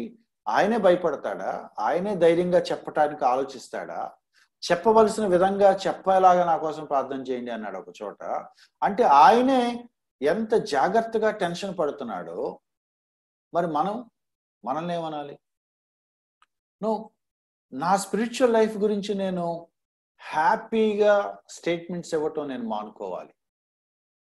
సమ్ టైమ్స్ మన కొంతమంది క్రిస్టియన్స్ కనపడతారు, బ్రదర్ ఎలా ఉన్నారంటే అసలు ఎటువంటి స్టేట్మెంట్స్ ఇస్తారంటే, బ్రదర్ దేవుడి దయ వల్ల హ్యాపీగా ఉన్నాను అంటాడు. నాకు ఆశ్చర్యం వేస్తుంది. How come you say that? బాగున్నాను అని అంటే బాగానే ఉంటుంది, బట్ తన మాటలో ఏం వ్యక్తం చేస్తారంటే అసలుకి నేను ఉన్నట్లుగా ఎవడూ లేడు. ఈ మధ్యకాలంలో బ్రదర్ దేవుని అసలు విపరీతంగా ఎంజాయ్ చేస్తున్నాను బ్రదర్, సూపర్గా ఉన్నాను అన్నాడు ఒక ఆయన. Are you sure? తమ్ముడు అసలు ఈ వారంలో దేవుడి ప్రెజెన్స్ నాకు ఎంత వచ్చిందంటే అన్నాడు ఒక ఆయన. బట్ ఆయన ఎటువంటి వాడు బయట నాకు వేరే స్టోరీస్ వినపడినప్పుడు ఆశ్చర్యపోయాను. నేను దేవుడిలో బాగున్నాను అని చెప్పుకోవటం కూడా హిపోక్రసీ కిందకు వచ్చేస్తుంది. నేను నా హృదయాన్ని పరిశీలించుకోకుండా కూడా నేను అతి స్పిరిచువల్గా ఉన్నట్టుగా నటించడం మనకు అలవాటైపోయింది. ప్రాబ్లం ఏంటో తెలుసా? డేంజర్ ఏంటో తెలుసా? హిపోక్రసీ మనకి హిపోక్రసీ లాగా అనిపించట్లేదు. మనం నటిస్తూ కూడా అది స్పిరిచువల్గా మాట్లాడటం అని అనుకుంటున్నాం. అది మనకు అలవాటైపోయింది, మన చరం మొద్దుబారిపోయింది. న్యాచురల్గా ఆన్సర్ ఇవ్వటం మనం పోయింది. నార్మల్గా ఆన్సర్ ఇవ్వాల్సి వచ్చినప్పుడు కూడా స్పిరిచువల్ పదాలు పెట్టి ఆన్సర్ ఇవ్వటమే నేర్చుకున్నాం మనం. We are in danger. A.W. Tozer ఈ మాట అన్నాడట, complacency is the deadly enemy. ఆత్మీయ పురోగతిలో, స్పిరిచువల్ ప్రోగ్రెస్ లో, కొన్ని కామెంట్స్ లో స్పిరిచువల్ గ్రోత్ పదం ఏదైనా కూడా, ఆత్మీయ ఎదుగుదలలో ప్రమాదకరమైన మరణకరమైన శత్రువు ఎవరు అంటే, నేను ఆత్మీయంగా సూపర్గా ఎదుగుతున్నాను, బాగానే ఉన్నాను అనుకోవటమే. It's very very dangerous. ఎదిగానని చెప్పుకోవచ్చా? చెప్పుకోవచ్చు. కానీ ఆ ఎదిగిన దాన్ని బట్టి కనుక నువ్వు సంతృప్తి పడిపోయి తృప్తికరంగా కొన్ని స్టేట్మెంట్స్ ఇవ్వటం కనుక ప్రారంభించావంటే నువ్వు నష్టపోతున్నావు. చిన్నప్పుడు ఎప్పుడో విన్నాను, ఆత్మీయ జీవితం వెళ్తే పైకి వెళ్తా ఉంటుందట, లేకపోతే కింద దిగుతూ ఉంటుందట. మధ్యలో స్టాగ్నెట్ అయ్యేది ఏమి ఉండదు. స్టాగ్నెట్ అయ్యేది గ్రోత్ కాదు, స్టాగ్నెట్ అయ్యేది సోల్. కింద లైన్లో అంటున్నాడు, the contented soul is the stagnant soul. Growth ఆగిపోవటాలు ఉండవు క్రిస్టియన్ లైఫ్ లో. అయితే పెరుగుతావు లేదా కింద దిగిపోతావు. ఆగిపోయేది సోల్ అన్నమాట. నీ అంతరంగం ఒక రాయిలాగా బిగుసుకుపోతుంది. ఎదగాలన్న విషయంలోనూ కాంక్ష ఉండదు, దిగజారిపోతున్నానన్న బాధ ఉండదు, కానీ బాగున్నట్టుగా మాట్లాడుతూ ఉంటాం. నాకు తెలిసిన ఒక వ్యక్తి ఉన్నాడు, 30 ఏళ్ల కిందట బైబిల్ స్టడీస్కి అటెండ్ అయ్యాడు. ఆ బైబిల్ స్టడీస్ తర్వాత ఇప్పటికీ ఏ బైబిల్ స్టడీకి అటెండ్ అవ్వడు, ఫెలోషిప్స్ లేవు, ఏ విశ్వాసతో కూడా సహవాసం ఉండదు, ఎవరితో కలిసి మినిస్ట్రీలో ఇన్వాల్వ్ అవ్వడు. మా చిన్నప్పుడు బైబిల్ స్టడీస్కి అటెండ్ అయిన ఆ స్టోరీ చెప్పుకుంటా ఉంటాడు. ఇప్పటికీ కనపడితే నాలంటాడు, ఏదైనా ఒక సెమినార్ లేదా ఒక చోట మాట్లాడి పలానా టాపిక్ మాట్లాడానంటే ఒక నవ్వుతాడు నన్ను చూసి. ఏమంటాడంటే, ఇవన్నీ ఇప్పుడు వచ్చిన ఇవన్నీ వేస్ట్ అమ్మా, ఆ రోజుల్లో అది అంటాడు. సరే, ఇప్పుడు వచ్చినన్ని వేస్ట్ కరెక్టే, దాని అర్థం ఏంటి? చేయాలనా చేయకూడదనా? అప్పుడు ఆ రోజులు గ్రేటే, ఆ రోజులు గ్రేట్ అని చెప్పేసి ఈ రోజు ఫెలోషిప్ అవసరం లేదా మనకి? అప్పుడు బాగా జరిగే ఆ రోజుల్లో అది బైబిల్ స్టడీ అంటే అన్నాడు. కరెక్ట్, అది బైబిల్ స్టడీ గొప్పదే. ఇప్పుడు మన బైబిల్ స్టడీ ఉండాలా వద్దా? నువ్వు కంపేర్ చేసుకుంటూ అది బాగుంది కాబట్టి, ఇప్పుడుది నచ్చట్లేదు కాబట్టి వదిలేద్దామా? బిర్యానీ, అది బిర్యానీ అంటే అని చెప్పి వాళ్ళు అన్నం తింటే మానేద్దామా? సోల్ని స్టాగ్నెంట్ చేసేసుకుందామా? గ్రోత్ని ఆపేసుకుందామా? పాత విషయాల విషయంలో సాటిస్ఫాక్షన్ పెట్టుకొని ప్రెజెంట్ని అసలు చేయకుండా మానేద్దామా? Complacency is the deadly enemy. ఇదే టోజర్ గారు ఇంకో మాట అన్నాడు, complacency is the scandal of Christianity. ఎప్పుడైతే నాకు నేను మార్కులు వేసుకోవటం స్టార్ట్ చేసేసి, సూపర్, బాగున్నాను, హ్యాపీగా ఉన్నాను అని గనక నా మీద నేను స్టేట్మెంట్స్ ఇవ్వటం స్టార్ట్ చేస్తా ఉంటే అదే క్రిస్టియానిటీని పాడు చేస్తుంది. క్రిస్టియానిటీలో ఉన్న అత్యంత ప్రమాదకరమైన కుంభకోణం ఏంటి అంటే, వాళ్ళే మోసమో చేసుకోవటం. క్రిస్టియానిటీని ఎవరో పాడు చేయవసరం లేదు, క్రైస్తవులు వాళ్ళు మోసం చేసుకుంటారు. Because we are great, we are blessed, we are special, we are chosen, we are fine, we are God's children అని స్టేట్మెంట్స్ చెప్పుకుంటూ బ్రతుకుతూ ఉంటారు. ఏమీ చేయరు, ఆ పేర్లు తగ్గట్టుగా వాళ్ళ లైఫ్స్ ఉండవు. మనల్ని ఎవరో పతనం చేయాల్సిన అవసరం లేదు, మన సెల్ఫ్ సాటిస్ఫాక్షనే మనల్ని పాడు చేస్తుంది. ఇది కూడా నాకు నెట్లో దొరికింది. The danger of success is complacency. మంచిగా మినిస్ట్రీ జరుగుతున్నప్పుడు ఆ మినిస్ట్రీని పాడు చేయటానికి ఏదో శోధన రావసరం లేదట, ఏదో జరగవసరం లేదట, ఆ మినిస్ట్రీలు ఎవరో నీకు ఏదో ద్రోహం చేయాల్సిన అవసరం లేదట. డేంజరు 2 రకాలుగా వస్తుందట. 2 ఫార్మ్స్. 1 arrogance, 2 inflexibility. ఒకటి arrogance అంటే మేము చేసింది రైటే, మా తప్పేం లేదు అంటాం. ఎప్పుడు కూడా రీజన్, బ్రదర్ ఇలా ఎందుకు జరిగింది అని మీరు ఏ చర్చ్నైనా తీసుకోండి, మీ చర్చ్ ఎందుకు ఇలా అయిపోయింది అని మీరు ఆ లీడర్స్ని అడగండి, వాళ్ళు ఎప్పుడు మాదే తప్పు బ్రదర్ అని వాళ్ళు అనరు. This is true in every case. నువ్వెందుకు ఇలా చేసావు బ్రదర్ అనండి, అసలు యాక్చువల్లీ ఏం జరిగిందంటే అని వేరే వాళ్ళ మీద బ్లేమ్ స్టోరీ స్టార్ట్ చేస్తాడు. ఆదాము ఇలా ఎందుకు చేసావంటే హవ్వ చేసింది అన్నాడట. యా, ఇట్స్ మై మిస్టేక్ అని అనం. నా వల్లే మినిస్ట్రీ పాడైపోయిందని అనే లీడర్ మనకి ఎక్కడైనా తగులుతాడా? నేనే మినిస్ట్రీని సరిగా నడపలేకపోయానని బాధపడే ఉంటారా? నేను ఆయన పేరు మర్చిపోయాను, వెతుకుతున్నాను, నెట్లో దొరకలేదు, డెఫినెట్గా వెతకాలి. వారన్ వియర్స్బీ అనే ఆయన ఆ భక్తుడి గురించి ఒక పుస్తకంలో రాశాడు, నేను చదివాను, ఎక్కడో ఆ ఫైల్ నేను పోగొట్టుకున్నాను. ఒక పాస్టర్ గారి గురించి రాశాడు వారన్ వేర్స్పీ. ఆ పాస్టర్ గారు 25 years పాటు తన చర్చ్కి కాన్స్టెంట్ గా ఎక్స్పోజిటరీ పద్ధతిలో వాక్యాన్ని బోధించాడట. కాన్స్టెంట్ గా 25 years. ఆ సంఘం ఎంత కృతజ్ఞత కలిగి ఎంత వాక్యాన్ని 25 సంవత్సరాల పాటు ఎవ్రీ సండే సాలిడ్ గా టీచ్ చేసుకుంటూ వెళ్ళిన ఆ కాపర్ని సన్మానించడానికి 25 years సెలబ్రేట్ చేస్తూ ఆయనని మెచ్చుకొని, మీ వల్లే ఎన్ని వందల ఫ్యామిలీస్ ఇవాళ వాక్యంలో స్థిరపడ్డారు, విశ్వాసంలో స్థిరపడ్డారు, ఈ చర్చ్ లో ఉన్న వాళ్ళు ప్రతి వాళ్ళు మీ టీచింగ్ వల్లే స్పిరిచువల్ గా ఉన్నారు అని అవుట్ ఆఫ్ గ్రాటిట్యూడ్, నిజంగా ఆయన కృతజ్ఞత కోసం ఒక మీటింగ్ పెడితే, ఆయన అవన్నీ అయిపోయిన తర్వాత, ఆ సన్మానం అంతా అయిపోయిన తర్వాత రెస్పాన్స్ గా తను కూడా కొన్ని విషయాలు మాట్లాడాలి కాబట్టి తను వచ్చి నిలబడి అందరి ముందు గడేల్మని ఏడ్చేస్తూ, కళ్ళనీళ్ళు పెట్టుకొని ఏడ్చేస్తూ ఆయన అన్న మాట ఏంటంటే, 2 చేతులు జోడించి, నేను సరిగా మిమ్మల్ని ఒక కాపర్ లాగా నడిపించలేకపోయాను అని ఏడుస్తున్నాను అన్నాడట.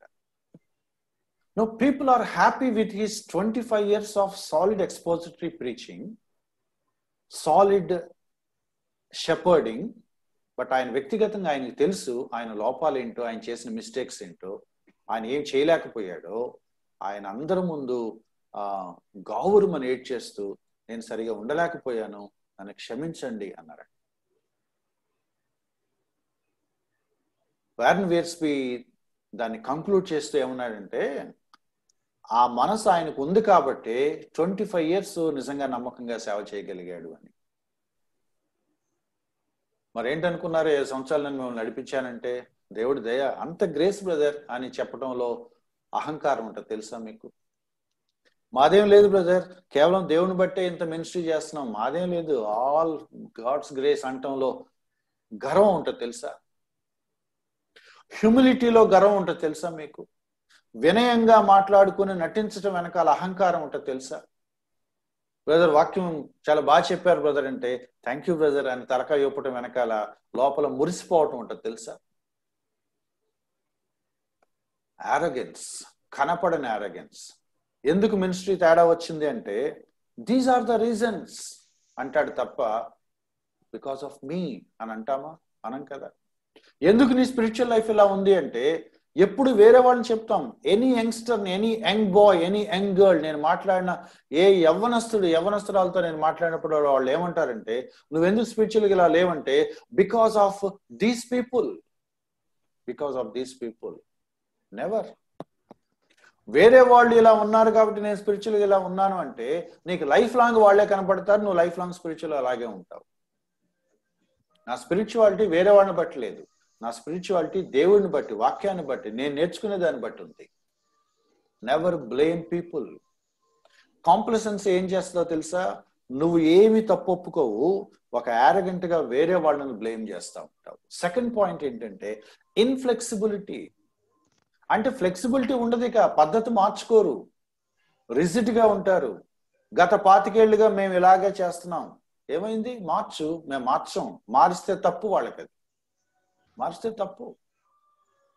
మేము ఇప్పుడు ఇలాగే చేస్తూ ఉంటాం, ఇప్పుడు ఇలాగే చేస్తే ఎందుకు చేస్తారు? మార్చండి.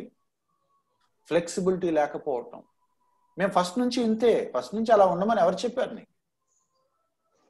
మెథడాలజీస్, మెసేజ్ మారదు, మెథడాలజీస్ మారుతాయి, గాస్పల్ మారదు, ప్రజెంటేషన్స్ మారుతాయి. జనరేషన్స్ మారుతున్నప్పుడు జనరేషన్స్ తగ్గట్టుగా మనం కొంచెం ఫ్లెక్సిబుల్ గా ఉండాలి కదా. అపోస్తులు అలాగే చేశారు కదా, గొప్ప గొప్ప దైవ సేవకులు అలాగే చేశారు. సొసైటీకి మనం దగ్గరగా వెళ్ళాలి, కానీ మేము ఇలాగే ఉంటామని కూర్చొని సొసైటీ మన కోసం ఎందుకు మారుద్ది? మన మెసేజ్ని మార్చుకోవట్లేదు కదా, మన వాల్యూస్ మార్చుకోవట్లేదు కదా, మన ప్రమాణాలు మార్చుకోవట్లేదు కదా, మన అప్రోచ్, మన పద్ధతులు మార్చుకుంటున్నాం అంతే. వాళ్ళు మారరు. ఇన్ఫ్లెక్సిబిలిటీ రీజన్ ఏంటంటే, మేము ప్రమాణానికి కట్టుబడి ఉన్నాం, రాజీ పడకుండా మేము ఉన్నామని చెప్తారే, అది రాజీ పడకుండా ఉండటం కాదు.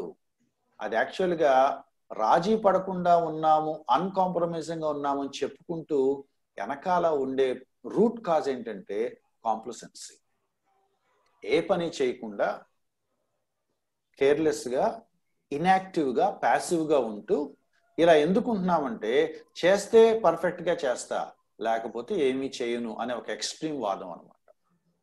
ఏదో ఒకటి చెయ్యి అని దేవుడు అంటే, లేదు ప్రభువా చేస్తే అల్టిమేట్గా చేస్తాను, లేకపోతే చేయనని. అల్టిమేట్గా ఎప్పటికీ పర్ఫెక్ట్గా ఎప్పటికీ చేయలేము, కాబట్టి మనం ఏ పని చెయ్యం. These are all excuses. సమర్థించుకోవటం, మార్చుకోకపోవటం, ఒక ఫ్రేమ్లో మోసలో బిగుసుకుపోవటం, గతంలో చేసిందే గొప్ప, గతంలో ఉన్నదే బాగుంది, అప్పుడు అలా ఇంకా అదే అని చెప్పుకోవటం ఇట్స్ ఎ డేంజర్. ఒక ఎగ్జాంపుల్ చెప్పి నేను సమ్అప్ చేస్తాను. బ్రెజిల్ ప్రపంచంలోనే బాగా ప్రఖ్యాతిగాంచిన సాకర్ టీం. బ్రెజిల్ వాళ్ళు ఆడినప్పుడు ఎప్పుడు కూడా వాళ్ళు ఓడిపోలేదట. వాళ్ళు ఎలా వెళ్ళినా సరే వాళ్ళు గెలుస్తానే ఉన్నారు. ప్రపంచంలో సాకర్ అంటే ఇక బ్రెజిలే అనే ఒక పేరు అప్పట్లో ఉండేది. నాకు ఆ వివరాలు గుర్తులేవు. ఒక పర్టికులర్ టైంలో బ్రెజిల్ చాలా దారుణంగా ఓడిపోయింది. వరల్డ్ కప్ ఫైనల్స్ లో ఓడిపోయింది. సాకర్ ఫైనల్స్ లో ఓడిపోవటం కూడా ఒక చిన్న దేశం చేతిలో ఓడిపోయింది. అంటే అసలు వాళ్ళు ఫైనల్స్కి వస్తారని ఎవరు ఊహించలేదు. ఫైనల్స్కి వచ్చినా కూడా బ్రెజిల్ ఏమనుకుందంటే వాళ్ళు ఫైనల్స్కి ఎలాగో గుడ్డిగా వచ్చేసారు, నెవర్ అని అనుకున్నారు. బట్ చాలా దారుణంగా వాళ్ళు ఓడిపోయారు. ప్రపంచం అంతా విస్తుపోయింది. బ్రెజిల్ సాకర్లో ఓడిపోవటం ఏంటి అని అనుకున్నారు. ఎందుకంటే మహామహులందరూ బ్రెజిల్లోనే ఉన్నారు. అది అయిపోయిన తర్వాత మళ్ళీ ఇక పేపర్లు, మీడియాలు అన్ని రకరకాల కామెంట్స్ అయిపోయిన తర్వాత ఒక 2-3 డేస్ తర్వాత మళ్ళీ అందరూ ప్రాక్టీస్కి గ్రౌండ్కి వచ్చారు. ఇక ప్లేయర్స్ కాబట్టి ఎవ్రీడే చేయాలి. మళ్ళీ ప్రాక్టీస్ కోసం గ్రౌండ్కి వచ్చాక వాళ్ళ కోచ్ ఆ బాల్ పట్టుకొని ఆ బ్రెజిల్ ప్లేయర్స్కి చూపిస్తానంట. Boys, you know this is football అన్నాడు. వాళ్ళ అహాన్ని, వాళ్ళ గర్వాన్ని, వాళ్ళు అహంకారం వల్లే మీరు ఓడిపోయారు, మాకు ఎదురెవరు లేరన్న గర్వంలోనే మీరు ఓడిపోయారనే మాట వాళ్ళకి చెప్పడం కోసం చాలా వ్యంగ్యంగా ఈ మాట అన్నట కోచ్ వాళ్ళ ముందు నిలబడి, బాయ్స్ దిస్ ఈస్ ఫుట్బాల్. ఆత్మీయ జీవితంలో ఒక్కోసారి దేవుడు మనకేం చేస్తాడో తెలుసా? బేసిక్స్ మళ్ళీ ఫస్ట్ నుంచి నేర్పిస్తాడు. బేసిక్స్ మళ్ళీ ఫస్ట్ నుంచి నేర్పిస్తాడు. దేవుడు ఫస్ట్ ప్లేస్ ఇవ్వాలి, దేవుడు పనికి ఫస్ట్ ప్రయారిటీ ఇవ్వాలి, ఫెలోషిప్కి ఫస్ట్ ప్రయారిటీ ఇవ్వాలి, ఫ్యామిలీ విషయంలో రెస్పాన్సిబుల్గా ఉండాలి, వ్యక్తిగత జీవితాన్ని సీరియస్గా తీసుకోవాలి, హృదయాన్ని క్లీన్గా ఉంచుకోవాలి. ఎన్నిసార్లు చెప్పాలి? కాంప్లసెన్సీ వచ్చిన తర్వాత దేవుడు మళ్ళీ ఏమంటాడంటే, యునో దిస్ ఈస్ బైబిల్. ఇందులో ఏముంటుందో తెలుసా? నీ దేవుడైన యెహోవాకు ప్రథమ స్థానం ఇవ్వాలి, నీ తల్లిదండ్రులు సన్మానించాలి, నేను తప్ప వేరొక దేవుడు ఉండకూడదు, ఫెలోషిప్కి టైం ఇవ్వాలి, మినిస్ట్రీలో ఇన్వాల్వ్ అవ్వాలి, మినిస్ట్రీని పట్టించుకోవాలి, నీ నైబర్స్ని పట్టించుకోవాలి. దేవుడు మళ్ళీ మొదలెత్తాడు. క్రిస్టియన్ లైఫ్లో ఉన్న ఒక ట్రూత్ ఏంటంటే, లెసన్స్ నువ్వు నేర్చుకోకపోతే దేవుడు మళ్ళీ నిన్ను ప్లే గ్రౌండ్లో తీసుకొచ్చి నీ ముందు ఫుట్బాల్ పెట్టి, బాబు నీకు తెలుసా దీన్ని ఫుట్బాల్ అంటారు అని దేవుడు చెప్తాడు. Many times. పద్దాక ఒకటే మెసేజ్ ఏంటో బ్రదర్, ఈ మధ్యకాలంలో దేవుడు పదే పదే ఒకటే చెప్తున్నాడు బ్రదర్ అంటే అదో గొప్ప రెవల్యూషన్ లాగా చెప్తారు వాళ్ళు. పద్దాక చెప్తున్నాడు అర్థం ఏంటి? నువ్వు వింటలేదని. ఏంటి బ్రదర్ ఈ మధ్య రిపీటెడ్ ఎందుకు వస్తుంది? The very word repeated says that you are ignorant and you are careless. I humbly request you dear brothers and sisters, పదే పదే దేవుడు మీకు ఏదైనా జ్ఞాపకం చేస్తున్నాడా ఈ పర్టికులర్లీ ఈ సీజన్లో? Remember that it is a serious message from God. సహవాసం అని మళ్ళీ దేవుడు మొదటి నుంచి నేర్పించాల్సి వస్తే నేర్చుకుందాం. పరిచర్య అని దేవుడు మళ్ళీ మొదటి నుంచి నేర్పించాల్సి వస్తే నేర్చుకుందాం. నాకు తెలుసు అని అనొద్దు దయచేసి. తెలిస్తే దేవుడు మళ్ళీ మళ్ళీ చెప్పడు. తెలుసు అంటే తెలుసు, కానీ పట్టించుకోవట్లేదు, వినట్లేదు, కాబట్టి మళ్ళీ చెప్తాడు.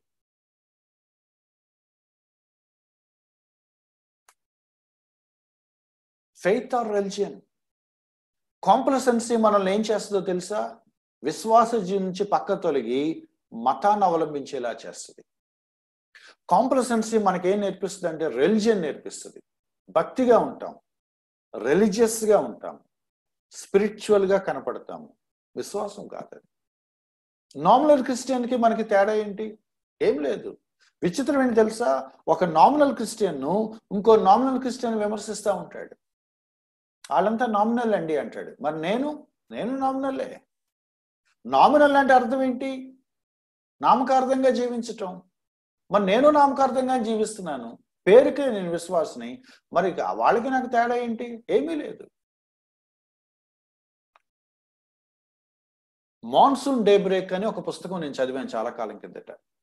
దొరికితే చూడండి, కంపల్సరీ చదవాల్సిన పుస్తకం. హెబ్రోన్ ఫెలోషిప్ గురించి. హెబ్రోన్ హైదరాబాద్లో స్టార్ట్ అవ్వడానికి ముందు చెన్నైలో జెహోవా షామా అనే ఒక పెద్ద ఫెలోషిప్ ఉంది, ఇప్పటికీ ఉంది.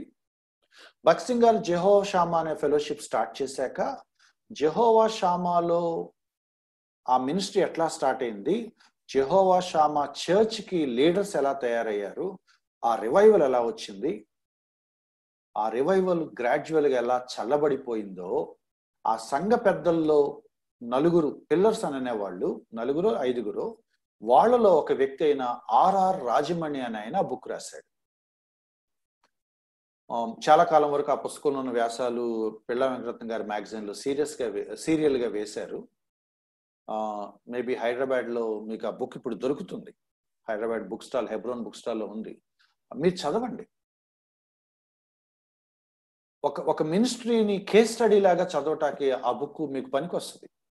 నేను చాలాసార్లు చదివాను.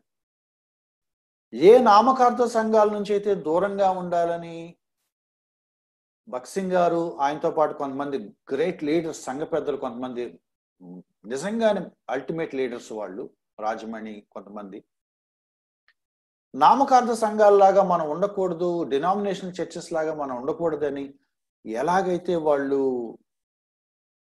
ఒక ప్యాషనేట్తో ఒక మినిస్ట్రీని స్టార్ట్ చేశారో,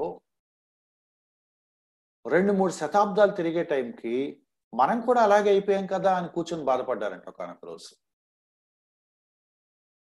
క్యాస్ట్ వచ్చేసింది, పాలిటిక్స్ వచ్చేసాయి, డబ్బులు గోల్ వచ్చేసింది, పదవుల గోల్ వచ్చేసింది, నామినాలిటీ కూడా వచ్చేసింది.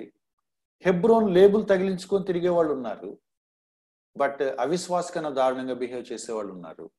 రిలీజియన్ అలవాటు చేసుకున్నారు, చర్చికి వెళ్ళకపోతే మనశ్శాంతి ఉండదు, కానీ ఎందుకు వెళ్తారో తెలియదు.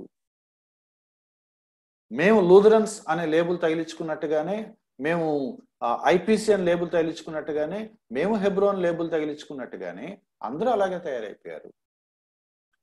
కాంప్లసెన్సీలో పారాడాక్స్ ఏంటో తెలుసా? నేను బాగున్నాను, నువ్వు బాగలేవు అనుకోవటం. అతనే అనుకుంటాడంటే నేను బాగానే ఉన్నాను, నువ్వే బాగలేవు అని అనుకోవటం. గుడ్డివాడు ఇంకో గుడ్డివాడిని బ్లేమ్ చేయటం.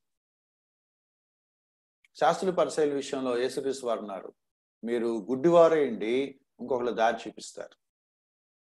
ఇంకోడు గుడ్డివాడు కాబట్టి నువ్వు గుడ్డివాడు అని వాడికి తెలియదు, వాడికి నువ్వు అబద్ధాలు చెప్తా ఉంటావు. Let us check ourselves. Are we really in the line of faith or in the line of religion? అందరిలాగా నేను కూడా ఒక మతపరమైన మోసలో, ఒక క్రైస్తవ మోసలో కొట్టుకుపోతున్నానా, లేదా సజీవ వాక్యంలోంచి కొన్ని సత్యాలు నేను నేర్చుకుంటూ లైవ్లీ ఫెయిత్ నేను కలిగి ఉన్నాను? there's a lot of difference. ప్రతి క్రిస్టియన్ లైఫ్లో నామినల్గా మిగిలిపోయే ప్రమాదం ఉంది. వాడు చచ్చిపోయిన దాన్ని ఒప్పుకోడు, కానీ నామినల్గానే ఉంటాడు. That is the danger. 2 మాటలు చెప్పి నేను క్లోజ్ చేస్తాను. ఒకటి, టోజర్ గారు అన్నమాట, సెకండ్ లైన్ చదువుతున్నాను. acute desire must be present. Christian లైఫ్లో నిజమైన desire for God, desire for fellowship, desire for ministry, desire for evangelism, దేవుడికి సంబంధించిన ఏ విషయంలో అయినా సరే ఒక అక్యూట్ డిజైర్ ఉండాలట. Or there will be no manifestation of Christ. లేకపోతే మినిస్ట్రీ జరగదు. ఇక మన మినిస్ట్రీ ఎందుకు జరగట్లేదు అంటే ఒకటే మాట, అక్యూట్ డిజైర్ నాయకుల దగ్గర నుంచి కామన్ పీపుల్ వరకు ఎక్కడో మిస్ అవుతుంది. అందుకే ఉండదు అది. ఏ కారణాలు చెప్పినా కూడా అది లేదు. ప్యాషన్ ఉంటే, డిజైర్ ఉంటే, బర్నింగ్ హార్ట్ ఉంటే అది క్రియల్లో కనపడుతుంది. అది లేకపోతే మనం ఎక్స్ప్లెనేషన్స్తో, ఎక్స్క్యూజెస్తో, కవరప్స్తో సమర్థించుకుంటూ మసిపూసుకొని మారేడుకాయ చేస్తూ ఏవో రీజన్స్ చెప్తా ఉంటాం. కానీ our life is not lively. మన జీవితంలో లైఫ్ ఉంటే ఆ లైఫ్ ఎంతో కొంత ఎదుటివాడికి కనపడుతుంది. కనపట్టలేదు అంటే అక్కడ ఏమీ లేదు. అక్యూట్ డిజైర్ గనక మినిస్ట్రీలో, ఫెలోషిప్లో కనపడకపోతే మినిస్ట్రీ జరగదు. క్రైస్ట్ వేరే వాళ్ళకి మేనిఫెస్టేషన్ జరగదు. ఆయన ఎదురు చూస్తూ ఉంటాడు దేవుడు. He waits to be wanted. Too bad that with us he waits so long.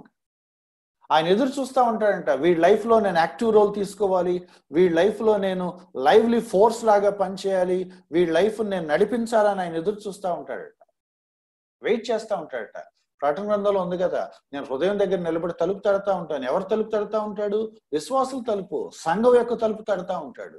Church అనేది నేను కొంచెం ఎక్స్టెండ్ చేస్తున్నాను. Any fellowship, any ministry, any Bible study group or any small group of believers నాక్ చేస్తూ ఉంటాడు. ఓ సండే స్కూల్ టీచర్ పాఠం చెప్తుందట. ఎందుకు నాక్ చేస్తున్నాడు అని అడిగిందంట. అంటే మనం ట్రెడిషనల్గా ఏం ఎక్స్పెక్ట్ చేస్తామంటే మనం తలుపు తీయాలని అని ఎక్స్పెక్ట్ చేసిందట. అందుకే చిన్నపిల్లలు అడుగుతుందంట, పిల్లలు చెప్పండి ఎందుకు వేసే తలుపు తడుతున్నాడు అంటే, ఓ చిన్నపిల్లడు అన్నాడంట, ఎందుకంటే ఆయన లోపల లేడు కాబట్టి అన్నాడు. He is not in, he was out. He was out. యేసుక్రీస్తు వారు వచ్చి విశ్వాసుల హృదయం తలుపు తట్టడం ఏంటండి? అది గొప్ప కంఠత వచనంలాగా మాట్లాడుతున్నాం మనం. అది మనల్ని పొడి చేయాలి కదా వచనం, మన గుండెల్ని కోసేయాల్సిన వచనం కదా. నేను బయట ఉండి తలుపు తడుతున్నానని దేవుడు, అది కూడా చర్చ్తో అంటే, ఆ చర్చ్ ఏ కండిషన్లో ఉంది? Church without Christ. ఆ చర్చ్ని దేవుడు అడుగుతున్నాడు, ఐఎమ్ వెయిటింగ్. మీరు నన్ను లోపలికి రానిస్తారా? చర్చ్లో నేను చేయాల్సిన కొన్ని పనులు ఉన్నాయి, నన్ను అలౌ చేస్తారా? Otherwise I will punish you. He waits to be wanted. And too bad that with many of us he waits so long, so very long, in vain. కొంతమంది విశ్వాసుల జీవితంలో అట దేవుడు చాలా విచారకరంగా too long, so long, very long ఎదురు చూస్తూ ఉంటాడట. అది నిజంగా ట్రాజడీ డియర్ ఫ్రెండ్స్. కొంతమంది వ్యక్తుల జీవితాల్లో దేవుడు సంవత్సరాలుగా ఎదురు చూస్తూ ఉంటాడు. ఒరే నాయన, నీ లైఫ్ నీ చేతిలోకి తీసుకోవద్దు, నాకు ఇచ్చేసేయి, let me hand over this, let me do this, let me handle this, నాకు హ్యాండ్ ఓవర్ చేసేయి, నన్ను నీ లైఫ్కి ప్రభువుగా పెట్టుకో, నీ లైఫ్లో ఏం జరగాలో అవి నన్ను చేయని, నీ లైఫ్ నువ్వు చూసుకుంటానంటావేంటి, నీ మినిస్ట్రీ నువ్వు చేస్తానంటావేంటి, నీ ఫెలోషిప్ నువ్వు నడిపించుకుంటానంటావేంటి, మరి నేనెవరిని? కొన్ని ఫెలోషిప్స్లో దేవుడు సంవత్సరాలుగా వెయిట్ చేస్తూనే ఉంటాడు, అక్కడేం జరగవు. కొన్ని ఫ్యామిలీస్లో దేవుడు సంవత్సరాలుగా వెయిట్ చేస్తూనే ఉంటాడు, అక్కడేం జరగవు. కొంతమంది వ్యక్తుల జీవితాల్లో సంవత్సరాలుగా దేవుడు వెయిట్ చేస్తూనే ఉంటాడు. వాళ్ళ లైఫ్ నిస్సారంగా, నిర్జీవంగా అలా సంవత్సరాలు గడిపేస్తూ ఉంటారు. And Christ is waiting for them. Complacency is the deadly enemy of all spiritual growth. Desire ఉందా దేవుడి పట్ల, లేదా చల్లారిపోయిందా? రెండే. అక్యూట్ డిజైర్ ఉందా, అది బయటపడిపోతుంది. If you really have acute desire, it will be manifested. Otherwise you will be silent. దీన్ని ఇంకోలాగన్నాడు టోజర్ భక్తుడు, among the many who profess the Christian faith. మేము విశ్వాసులం అని చెప్పుకునే చాలా మందిలో స్కేర్స్లీ 1 in 1,000. చూడండి ఆ క్యాల్కులేషన్. మేము క్రైస్తవుడిని, నేను విశ్వాసిని అని చెప్పుకునే విశ్వాసుల్లో 1000కి 1 కూడా ప్యాషనేట్ థర్స్ట్ ఉన్నట్లుగా కనపడరట. ట్రూత్ అది, బిట్టర్ ట్రూత్ అది, చేదు వాస్తవం అది. మేము విశ్వాసులు అని చెప్పుకునే 1000 మందిలో ఒక్కడు కూడా ఉంటాడో లేదో తెలియదట ప్యాషనేట్ గా దేవుడి కొరకు ఒక డిజైర్, ఒక థర్స్ట్, ఒక హార్ట్ ఉన్నవాడు. And remaining all the people are nominals, complacent, indifferent, cold, careless. We profess that we are Christians, but we don't behave like Christians. దేవుడు నాకు ఇష్టం అండి అంటాం, ఆ ఇష్టం హృదయంలో ఉండదు. ఒక గర్ల్ ఫ్రెండ్కి ఫోన్ చేయాలంటేనే వాడు 100 రకాలుగా స్కెచ్ గీసి ఫోన్ చేయకుండా ఉండలేని ఒక కంపల్షన్ వాడి హార్ట్లో కలిగినప్పుడు, దేవుడి పని గురించి మాట్లాడేటప్పుడు దేవుడి పని చేయకుండా ఉండలేను అనే కండిషన్ హృదయంలోకి ఎందుకు రాదు? Our heart shows what we are. Complacency ప్రతి క్రిస్టియన్ లోనూ ఉంటుందండి. నాకు లేదు అని మనం అనుకున్నామా అది స్టార్ట్ అయిపోతుంది. ఉంది. The moment you say no, it begins. 2 కారణాలు చెప్తున్నాడు. 1 అక్యూట్ డిజైర్, 2 ప్యాషనేట్ థర్స్ట్. ఈ 2 మనకి చెక్ పాయింట్స్ అన్నమాట. నిజంగా దేవుడి కోసం నేను ప్యాషనేట్ గా ఆలోచిస్తున్నానా, ప్యాషనేట్ గా పని చేస్తున్నానా, ప్యాషనేట్ గా వాక్యం చెప్తున్నానా, ప్యాషనేట్ గా ప్రార్థన చేస్తున్నానా, ప్యాషనేట్ గా దేవుడి పనిలో ఇన్వాల్వ్ అవుతున్నానా? Check point. డిజైర్ ఉందా? ఎక్స్ట్రీమ్ డిజైర్ ఉందా? దేవుడి కోసం ఏదో చేయాలని తపన ఉందా? లేదు. మాటలు చెప్తున్నామా, కబుర్లు చెప్తున్నామా? తెలిసిపోతుంది. కాంప్లసెన్సీ సంబంధించి నేను ఒక డిక్షనరీ వెతికినప్పుడు నాకు కలిగిన పదాలు జస్ట్ ఒకసారి చదివి నేను క్లోజ్ చేసేస్తాను. నిర్లక్ష్యం, అలసత్వం, అల్ప సంతోషం. అల్ప సంతోషం అంటే ఏంటో తెలుసా? చేయక ఒక చిన్న బైబిల్ స్టడీ పెట్టేసి సూపర్గా చేసామని చెప్పుకోవటం. పెట్టక ఒక రిట్రీట్ పెట్టి బ్రదర్ చాలా పెద్ద మినిస్ట్రీ చేసాం బ్రదర్ అని చెప్పుకోవటం. ఒకతను ఆ మధ్యలో ఒక సిస్టరు ఆ మధ్యలో ఒక పాట పాడింది. పాట పాడి యూట్యూబ్లో వీడియో తీసింది. నాకు ఎక్కడో కనపడింది. సడన్ గా కనపడి నేనేం అడగలేదు, తనంతట తను చెప్పేస్తుంది. అన్న ఏంటో అన్న ఈ మధ్య ఏంటో తెలియకుండా మ్యూజిక్ మినిస్ట్రీలోకి వెళ్ళిపోయాను, ఏంటో దేవుడు నా చేత వీడియోలు చేయించేస్తున్నాడు. అల్ప సంతోషం. ఒక పాట పాడేశావు, దానికి నువ్వు పెట్టుకున్న పేరేంటో తెలుసా? Music ministry. ఒక రిట్రీట్ లో వాక్యం చెప్పేస్తాడు, ఏమంటాడు తెలుసా? దేవుడు నన్ను విపరీతంగా వాడేసుకుంటున్నాడు. ఒక బైబిల్ స్టడీకి అటెండ్ అవుతాడు, నేను ఫెలోషిప్ లో బాగా ఉన్నాను అనుకుంటాడు. సమ్ టైమ్స్ సెల్ఫ్ కాంప్లసెన్సీ, ఇందాక యారగెన్సీ అనుకున్నాం కదా, అదే సినానిమ్ అనమాట, అహంకారం. వేరే మినిస్ట్రీస్ని చూస్తే అయిష్టం, వేరే వాళ్ళ గురించి మాట్లాడేటప్పుడు కోపం, కసి, చిరాకు, అసూయ. ఇక నా మినిస్ట్రీయే గొప్పది, మా గ్రూపే మంచిది, మా చర్చే కరెక్ట్, వేరే వాళ్ళందరూ వేస్ట్. రాంగ్ అండి, అది రాంగ్. అది వేరే వాళ్ళు ఎప్పుడు తప్పో తెలుసా? వాళ్ళు డాక్ట్రినల్ గా వాక్యానికి విరుద్ధంగా బోధలు చేసేటప్పుడు మాత్రమే. డాక్ట్రినల్ గా ఒకటే డాక్ట్రిన్ అయి ఉండి నేను గ్రూప్ మీరు గ్రూప్ అయితే ఇద్దరు దేవుడి దృష్టికి సమానమే. మనల్ని మనం ఆమోదించుకోవటం, సెల్ఫ్ అప్రూవింగ్, మనకు మనం సర్టిఫై చేసుకోవటం, మనం మార్కులు వేసుకోవటం. క్రిస్టియన్ లైఫ్ లో ఏ విశ్వాసికి ఇది రాకూడదు. నేను బాగున్నాను. నో, నేను అలవాటు చేసుకున్నాను. ఎవరిని అడిగితే ఎలా ఉన్నానంటే పర్లేదు బ్రదర్ బాగానే ఉన్నానంటే అలవాటు చేసుకున్నాను. కొంతమందికి అది కష్టంగా ఉంటుంది. పర్లేదు ఏంటి అంటారు. పర్లేదంటే బాగానే ఉన్నాను, బట్ పర్లేదు. ఎందుకంటే నేను సూపర్ గా ఉన్నాననే ఎక్స్ప్రెషన్ నా నోట్లోంచి రాకూడదని నాకు భయం. ఎందుకంటే నేను సూపర్ గా ఎప్పుడు ఉండను. I have my weaknesses, I have my faults, I have my drawbacks. But still దేవుడు పని ఇస్తున్నాడు, ఆ పని నేను చేస్తున్నాను. నేను పర్ఫెక్ట్ గా ఉన్నాను, దేవుడు పని చేయట్లేదు. మనకు మనమే మార్కులు వేసుకోవద్దు. సెల్ఫ్ కంగ్రాచులేషన్స్ అంటారు, అంటే మనం అభినందించుకోవటం. నాకు నేనే వెరీ గుడ్, వెల్ డన్. ఒక ఆయన వాక్యం చెప్పొచ్చు, ఏమంటాడు? బ్రదర్ తలకాయలు పగిలిపోయిన వాళ్ళకి అంటున్నాడు. ఎందుకంటే ఆయననే చెప్పేసుకుంటున్నాడు, మొహంలో రక్తం చుక్కలేదు వాళ్ళకి, తోలు తీసాను ఒక్కొక్కడికి. అది విన్నవాళ్ళు చెప్పాలి, నువ్వు కాదు.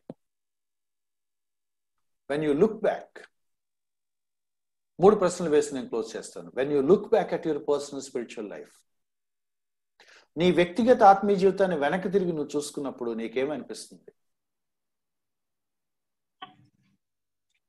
తృప్తిగా నీకు అనిపిస్తుందా? సూపర్ అనిపిస్తుందా? నీ లోపాలు ఏం కనపడలేదా? నువ్వు చేసిన మిస్టేక్స్ ఏం గుర్తురావట్లేదా? You are in danger. నువ్వు చేసిన మినిస్ట్రీ వెనక్కి తిరిగి నువ్వు చూసుకున్నప్పుడు నీకేమనిపిస్తుంది? ఇంకొంచెం బాగా చేసుంటే, ఇంకొంచెం శ్రద్ధగా చేసుంటే, ఇంకొంచెం జాగ్రత్తగా చేసుంటే, ఇంకొంచెం బాధ్యతగా చేసుంటే, ఇంకొంచెం భయంగా చేసుంటే, నీకు అలా అనిపించట్లేదా? సూపర్ మినిస్ట్రీ చేశాం బ్రదర్, ఏంటనుకుంటున్నావు అని అంటున్నావా? You are in danger. వెనక్కి తిరిగి నీ ఫ్యామిలీని చూసుకుంటే, ఇంకొంచెం బాగా కష్టపడి ఉంటే, ఇంకొంచెం బాగా ప్రేమించుంటే, ఇంకొంచెం బాగా పిల్లల్ని పెంచుంటే, ఇంకొంచెం రెస్పాన్సిబుల్ హస్బెండ్ గాను రెస్పాన్సిబుల్ వైఫ్ గాను నేను ఉండుంటే, ఇంకొంచెం జాగ్రత్తగా నేను నా పేరెంటింగ్ చేసుంటే ఎంత బాగుండేదని నీకు అనిపించకుండా, ఏంటి మరి ఎవరు పెంచుతారు ఇట్లా, నేను కాబట్టి ఫ్యామిలీ అని నువ్వు అనుకుంటున్నావా? You are in danger. Dear friends, carelessness, అలసత్వం, ఊరికిని చెప్పేసుకొని ఉప్పొంగిపోవటం, మనకు మనమే సర్టిఫై చేసుకోవటం, కొంచెం చేసి కొండంత చెప్పుకోవటం, చేయలేకపోయినందుకు వేరే వాళ్ళ మీద నెపం పెట్టేసి కారణాలు చెప్పటం మనం మానుకోవాలి. నా స్పిరిచువల్ లైఫ్ నా కళ్ళకి ఎలా ఉంటే నా కళ్ళకి ఎప్పుడు సాటిస్ఫాక్టరీ ఉండదు. నా కళ్ళకి అది బాగున్నట్టు కనపడిందా, నన్ను నేను మోసం చేసుకుంటున్నాను. 1 యోహాను పత్రిక 1వ అధ్యాయంలో మనకు తెలుసు, మనల్ని మనం మోసం చేసుకుంటున్నాం. మనలో పాపం లేదని మనం అంటే, మనం తప్పులు చేయలేదని మనం అంటే, నేను ఏ పొరపాట్లు లేవని అంటే గనక we deceive ourselves, మరియు సత్యం మనలో ఉండదు. Let us be honest before God. Christian spiritual లైఫ్లో ఎవ్రీ ఫేజ్లో ఎప్పటికప్పుడు మనం జాగ్రత్త పడుతూ, దేవుడి కృపను బట్టి ఇంతవరకు వచ్చాను, but had I been more careful, had I been more responsible, had I been more alert, ఇంకొంచెం జాగ్రత్త పడి ఉంటే బాగుండేది, ఇంకొంచెం కేర్ఫుల్గా ఉండుంటే బాగుండేది, ఇంకొంచెం బాధ్యతగా ఉంటే బాగుండేది అని మనం పరీక్షించుకోకపోతే, నిల్చున్నా అనుకున్న ప్రతివాడు పడిపోకుండా చూసుకోవాలి. నన్ను నేను జాగ్రత్త చెక్ చేసుకోవాలి. సంఘానికి రాస్తూ ప్రకటన గ్రంథంలో అన్నాడు, ఏ స్థితి నుంచి నువ్వు పడిపోయావో నువ్వు చెక్ చేసుకో, జ్ఞాపకం చేసుకో. First love, first passion, first priorities, first activities, first active heart. అవి కోల్పోయామని కూడా దేవుడి దగ్గర ఒప్పుకోలేకపోతే మనకంటే దరిద్రులు ఎవరు ఉండరు, మనకంటే దరిద్రులు ఎవరు ఉండరు, మనకంటే దౌర్భాగ్యులు ఎవరు ఉండరు. I close this with a small prayer. తల వంచి ప్రార్థన చేస్తాను.